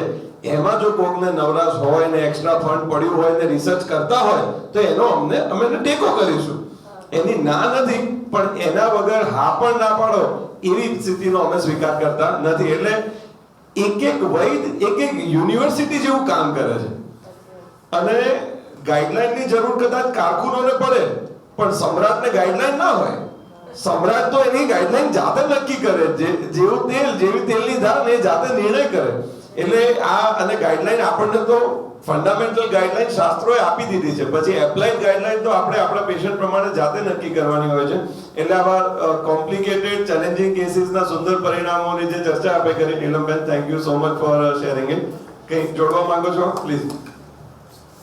જે પેશન્ટ્સ લોકો આપણને પૂછે છે ને કે ઘીથી વેટ વધે કે ચીકાશ વધે તો અમને કોલેસ્ટ્રોલ વધશે કે વજન વધશે, તો હું સિમ્પલી એક જ લાઈનમાં એમને રિપ્લાય કરું છું કે સરકતી વસ્તુ અને ચીકણી વસ્તુ, ચોટે એવી વસ્તુ, એ બંનેમાં ફરક હોય છે. જે વસ્તુ સરકે આપણા શરીરમાં, તેલ છે કે ઘી છે, એ તમે લઈ શકો, પણ મેદો છે એ જ મોટે છે. હા, એટલે એ લોકોને સિમ્પલ લેંગ્વેજમાં આપણે એમ સમજાવવું પડે કે ભાઈ ઘી જે વસ્તુ સરકતી હોય શરીરમાં આરામથી સરકી જશે અને એબ્ઝોર્બ થઈ જશે. પણ એવી કોઈ વસ્તુ જે તમને લોટ બાંધતા બી ચોંટે છે, એટલે આપણે ઘઉં પણ એટલા માટે હવે એવોઇડ કરાવીએ છીએ કે જેટલું થોડુંક તમે ઘઉં ઓછું કરીને જાઓ કે એના પર શિફ્ટ થાવ. એટલે પેશન્ટ ઘરે જાતે પ્રેક્ટિકલ કરીને જોઈ લે કે હા શું કરવાનું છે મારે. બહુ જ પ્રેક્ટિકલ વાત આપણે કરી. Thank you so much. I would request ભાઈ Amitbhai Patel to share his clinical experience. અમિતભાઈની બહુ જ સુંદર મોટી આયુર્વેદની એમણે ક્લિનિક એક્સપાન્ડ કરીને હોસ્પિટલ જોધપુર પાસે બનાવી છે, અને એમનું સુંદર મજાનું આયુર્વેદ સોફ્ટવેર, ક્લિનિક મેનેજમેન્ટનું સરસ મજાનું સોફ્ટવેર પણ છે, અને રિસર્ચના માણસ છે, અને બહુ પ્રિસાઇઝ આયુર્વેદ પ્રેક્ટિસ કરે છે ભાઈ અમિતભાઈ પટેલ. આજના સેશન પછી એવું લાગે છે કે દરેક વૈદ્યોની કાલની પ્રેક્ટિસમાં કાલથી સોમવારથી એ ઘીનો યોગ તો ફરજિયાત કરશે. અને ઘણીવાર આ વસ્તુની ઇમ્પોર્ટન્સ કેવી રીતે આપણને રિયલાઇઝ થાય કે આયુર્વેદમાં ઘણા બધા યોગો ઓલરેડી ચરકની અંદર કે અલગ અલગ સંહિતાઓની અંદર ડિસ્ક્રાઇબ કરેલા છે, પણ જ્યારે સિમ્પલ અને સરળ વસ્તુ ક્યારેક પેશન્ટ સામે બેઠું હોય અને એપ્લિકેશનમાંથી ક્યાંક આપણાથી ચૂક થઈ જાય છે. આ એક નિર્વાધિત સત્ય છે. બહુ સિમ્પલ વસ્તુ છે અને ક્યારેક બેસતું નથી. તો મને એવું લાગે છે કે આવી તજવીજ સંભાષાથી એ વસ્તુ ઓટોમેટિક પાછું બેક ટુ ક્લિનિકલ પ્રેક્ટિસની અંદર એસ્ટાબ્લિશ થઈ શકે. મારા પોતાને અનુભવની ઘી સેશન રિલેટેડ હું તમને કહું તો 2 દિવસ પહેલાની જ વાત છે અને કોઈ પેશન્ટોમાં તો ઓલરેડી જે સંહિતાઓમાં જે લખ્યું છે અને પ્રેક્ટિસમાં આપણે જે જાણીએ છીએ એ રીતે ઘણી બધી વસ્તુનું એપ્લિકેશન કરીને અલગ અલગ રિઝલ્ટ લીધેલા છે. ત્યારે યુનિવ્યાપક ચિકિત્સા હોય કે સપોઝ ડિસમેનોરિયા કટિશોલના પેશન્ટ હોય કે કુષ્ઠના પેશન્ટ હોય તો ઘણા બધામાં સારું રિઝલ્ટ અને પરિણામ મળે છે. પણ 2 દિવસ પહેલાની મારી પોતાની વાત કરું તો એવું થયું કે મિથ્યાહાર વિહારથી કોઈ કારણસર મને પોતાને જ ગુલમની સ્થિતિમાં વાતિક ઉદાવર્ત ઓફકોર્સ વાયુ સાથે જ કનેક્ટેડ છે અને જે વિષ્ઠપતા જેની સ્થિતિ પેદા થઈ અને મને લાગ્યું કે આજે તો 3 વાગી ગયા, ભૂખ લાગી નથી, જમાય નહીં અને નોઝિયા જેવું ફીલ થાય. તો મેં કીધું આને શું કરીશું આપણે આને લંઘન કરું. પણ લંઘન તો 16 કલાકનું લંઘન હતું. 16 કલાકના લંઘન પછી પણ સ્થિતિ કંટ્રોલમાં હતી નહીં. પછી મેં કીધું જસ્ટ એક ઓલરેડી આપણે સેકન્ડ યરથી બધા વાંચતા હોય છે પણ હિંગવાસ્ટકની કી સાથે લેવું જોઈએ. અને મેં પોતે પણ હિંગવાસ્ટક વાપરું છું, ઘણા પેશન્ટોને વાપરું છું.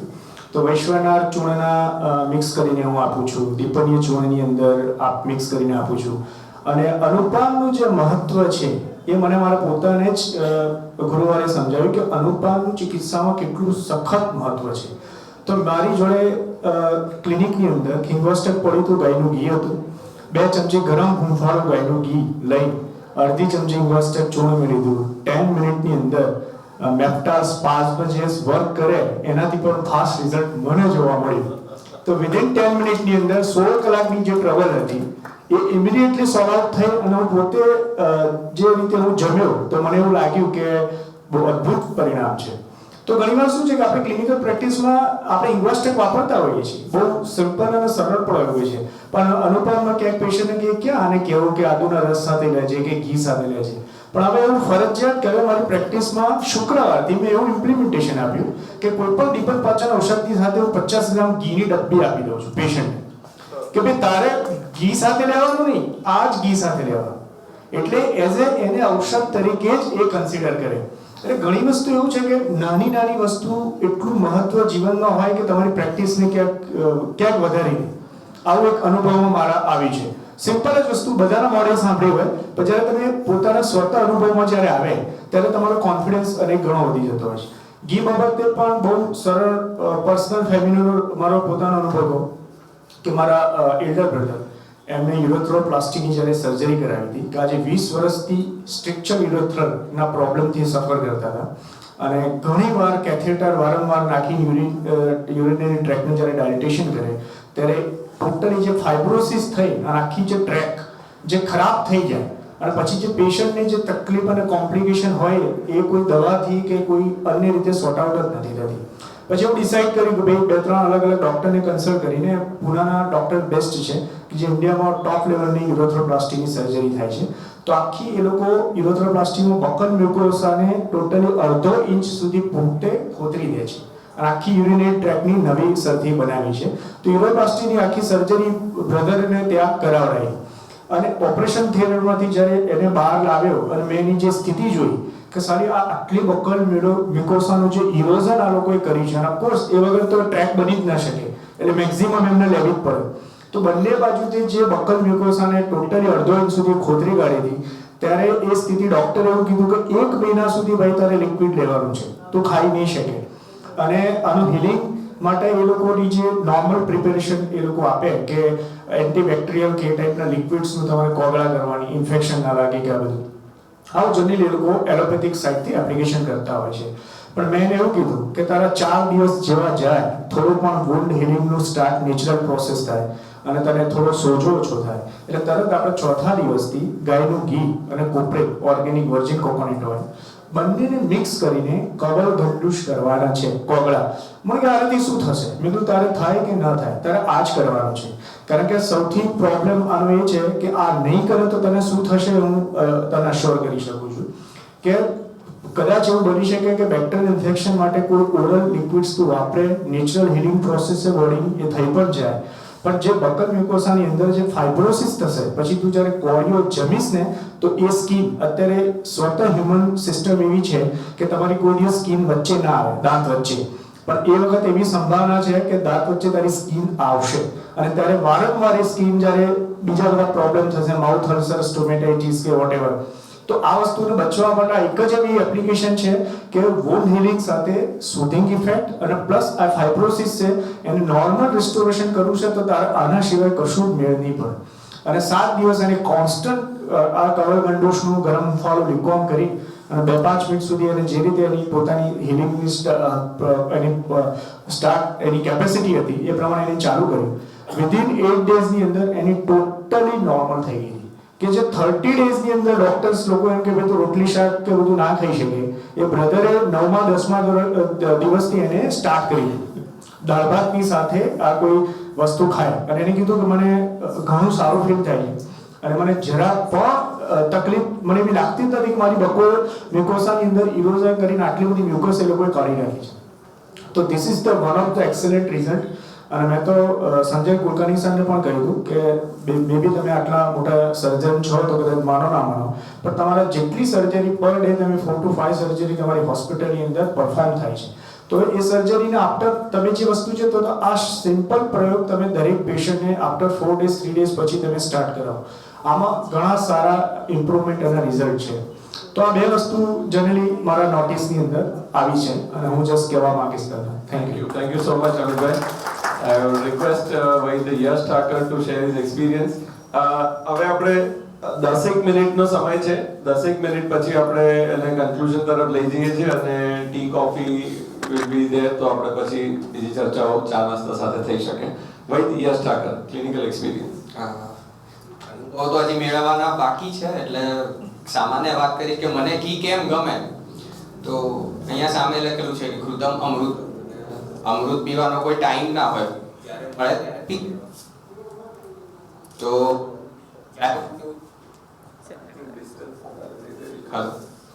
આગળ આવી જાઓ ને કે માઈક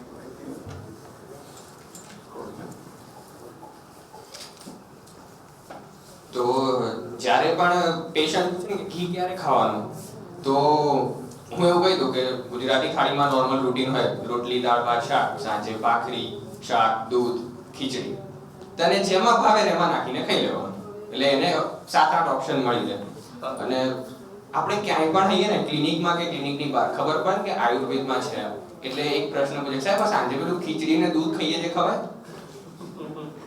એટલે અત્યાર સુધી મારો જવાબ એટલો જ હોય છે કે તમે જેને ખાતા જોયા હોય ને ત્યાં એક વસ્તુ નોટિસ કરજો કે એ લોકો ઘી ચમચીમાં માપીને નહીં નાખે. એક કાં તો તોલી ઊંધી કરશે કાં તો કીડા લોંધા નાખીને ખાશે, પછી કઈ વિષ જેવું રહેતું જ નથી. સો આ વસ્તુઓ છે, અનુભવ પછી કહીશું. Thank you so much yaar. Wait, Harsh Barot, ચિકિત્સા અનુભવ ઘી સાથે. હેલો, બધા જ વૈદ અને મારા ગુરુગણોને મારા વંદન. મારો જે અનુભવ છે એ તો કહું છું પણ મારી જે શીખવાની જે પ્રેક્ટિસના વર્ષો છે એ 5 વર્ષ ગેસ્ટ્રોએન્ટ્રોલોજીમાં ગયા છે. તો 5 વર્ષ હું ગેસ્ટ્રો જોડે જ રહ્યો છું. અત્યારે મારી પોતાની પ્રેક્ટિસ ચાલુ કરી છે. તો ગેસ્ટ્રોએન્ટ્રોલોજીસ્ટના અંદરમાં રહેવાનું થાય ત્યારે અડધો કલાક સુધી હિસ્ટ્રી અમારે લેવાની હોય અને 10 મિનિટ મોટા સાહેબ આપે. તો પેશન્ટને પેટની કમ્પ્લેન તો લાવે કે ભાઈ હાઇપર એસિડિટી છે, ગેસ છે, કોન્સ્ટિપેશન છે અને એની સિમ્પ્ટોમેટિક સાહેબ દવા આપે. પણ એમાં એક એડ થાય કે મોટા ભાગના પેશન્ટો એવું કે સાહેબ ઊંઘ નથી આવતી અને પેટનો પ્રોબ્લેમ્સ મળતો નથી. એટલે હું શું કહું કે સાહેબ જે દવા લખે એ ગળો તમે પણ રોજ રાતે ગાયના ઘીના ટીપા 2 નાખવાના, 2 આમાં નાખવાના, 2 આ બાજુ નાખવાના. એ પેશન્ટ ફોલોઅપમાં આવે ને એટલે પેલા સાહેબને એવું ના કે સાહેબ મને તમારાથી સારું થયું, મને કે સાહેબ પેલા ટીપા નાખ્યા ને એનાથી સારું થયું. એટલે આ ગાયના ટીપા નાખવાથી આપણને ખબર છે કે દરેક રોગોનું કારણ મંદાગ્નિ છે અને અગ્નિ પ્રદીપ્ત કરીએ, પિત્તનું શમન થશે અને એની અનિદ્રા દૂર થશે, મગજ ઠેકાણે પડશે એટલે પેટનો રોગ ઓટોમેટિક સારો થવાનો છે. પછી મારા સાહેબે મને પૂછ્યું કે આ ઘીના ટીપા કોણે ચાલુ કરાયા છે મારી હોસ્પિટલમાં? એટલે મેં કીધું કે સાહેબ એ તો મેં કરાયા છે. પણ એ પોતે પેશન્ટને પૂછતા કે તમને એનાથી ફાયદો થાય છે? તો એમડી ડીએમ ગેસ્ટ્રોએન્ટરોલોજિસ્ટ ગોલ્ડ મેડાલિસ્ટ એને પણ માનવું પડ્યું કે ગાયના ઘીના ટીપાથી પેટનો પ્રોબ્લેમ અને અનિદ્રા આ બંને દૂર થાય. બીજો મારો અનુભવ મેરેજ હમણાં જ થયા છે, એ ફિઝિયોથેરાપી છે, ડૉક્ટર ઉન્નતિ બારોટ સીઝ ફિઝિયોથેરાપી છે. હવે એને પથરીનો પ્રોબ્લેમ, આખી ફેમિલી પથરીવાળી છે. હાલો, આખી ફેમિલી પથરીવાળી છે. હવે તપન સરના મોડે એવું સાંભળ્યું હતું કે ભાઈ પથરીનો દુખાવો ઉપડે ત્યારે ઘી પીવડાવી દેવાનું. બરાબર છે. તમે જ્યારે શરૂઆતમાં પહેલો જ વર્ડ જે કીધો તો 2-3 વખત કીધું કે પથરીનો દુખાવો ઉપડે તો ઘી પી લો, તો ડાયનાપાર જ લે. ડાયનાપાર વગર એને સેટ ના થાય. પણ પછી જ્યારે ઉપડે દુખાવો અને એને એમ થયું કે હર્ષ કહે છે તો કરવા દે, એને પોતે જાતે મને પૂછ્યું બી નથી. 4-5 ચમચી ઘી થોડું ગરમ કરીને પી લીધું, ત્યારથી આજ સુધી દુખાવો ઉપડ્યો નથી. એટલે આ એક્સલન્ટ રિઝલ્ટ છે ઘીનું. અને પહેલા એવું હતું કે ભાઈ આયુર્વેદમાં ઘરકી મુર્ગી દાલ બરાબર હોય, પણ હવે હું જે કહું એ કરે છે. એટલે ઘીના ઘણા બધા ફાયદા મને મળ્યા છે. Thank you so much. Harsh છે અને બારોટ છે એટલે બોલે ત્યારે મોજ તો આવે જ આવે, અને જ્યારે સત્ય બોલે ત્યારે તો ઓર ખીલે. પણ આમાં 2 વસ્તુ સામે આવી કે ગેસ્ટ્રોએન્ટરોલોજિસ્ટ તો અંદર હોય, પણ પહેલા કોઈ પણ પૂજા વિધિ કરવાની હોય તો પહેલા તો વિઘ્નહર્તા જ આવે ને. એટલે પહેલી જે હિસ્ટ્રી લે ને એનું વિઘ્નહર્તાનું કામ સૌથી મોટું હોય, અને ત્યાં સરસ તમે રોલ નિભાવ્યો. એક એ વસ્તુ. અને બીજી વસ્તુ, પત્નીને ક્યારે કહેવાય નહીં, એ જાતે કરે ને એવું કરાય, કારણ કે કહેવાથી તો એ ક્યારે થાય જ નહીં. અનુભવ તમને બહુ જલ્દી થઈ ગયો, તો અભિનંદન તમારા. જો હમણાં જ લગ્ન થયા છે અને સરસ, એ તમારા જીવનના બધા જ પથરીઓ ફટાફટ દૂર થઈ જાય એવી શુભકામનાઓ. હવે 1 કે 2 અનુભવ આપણે શેર કરી શકીશું. જેને શેર કરવા હોય એ આગળ આવે અને આપણે કન્ક્લુઝન તરફ લઈ જઈએ છીએ. તો જેને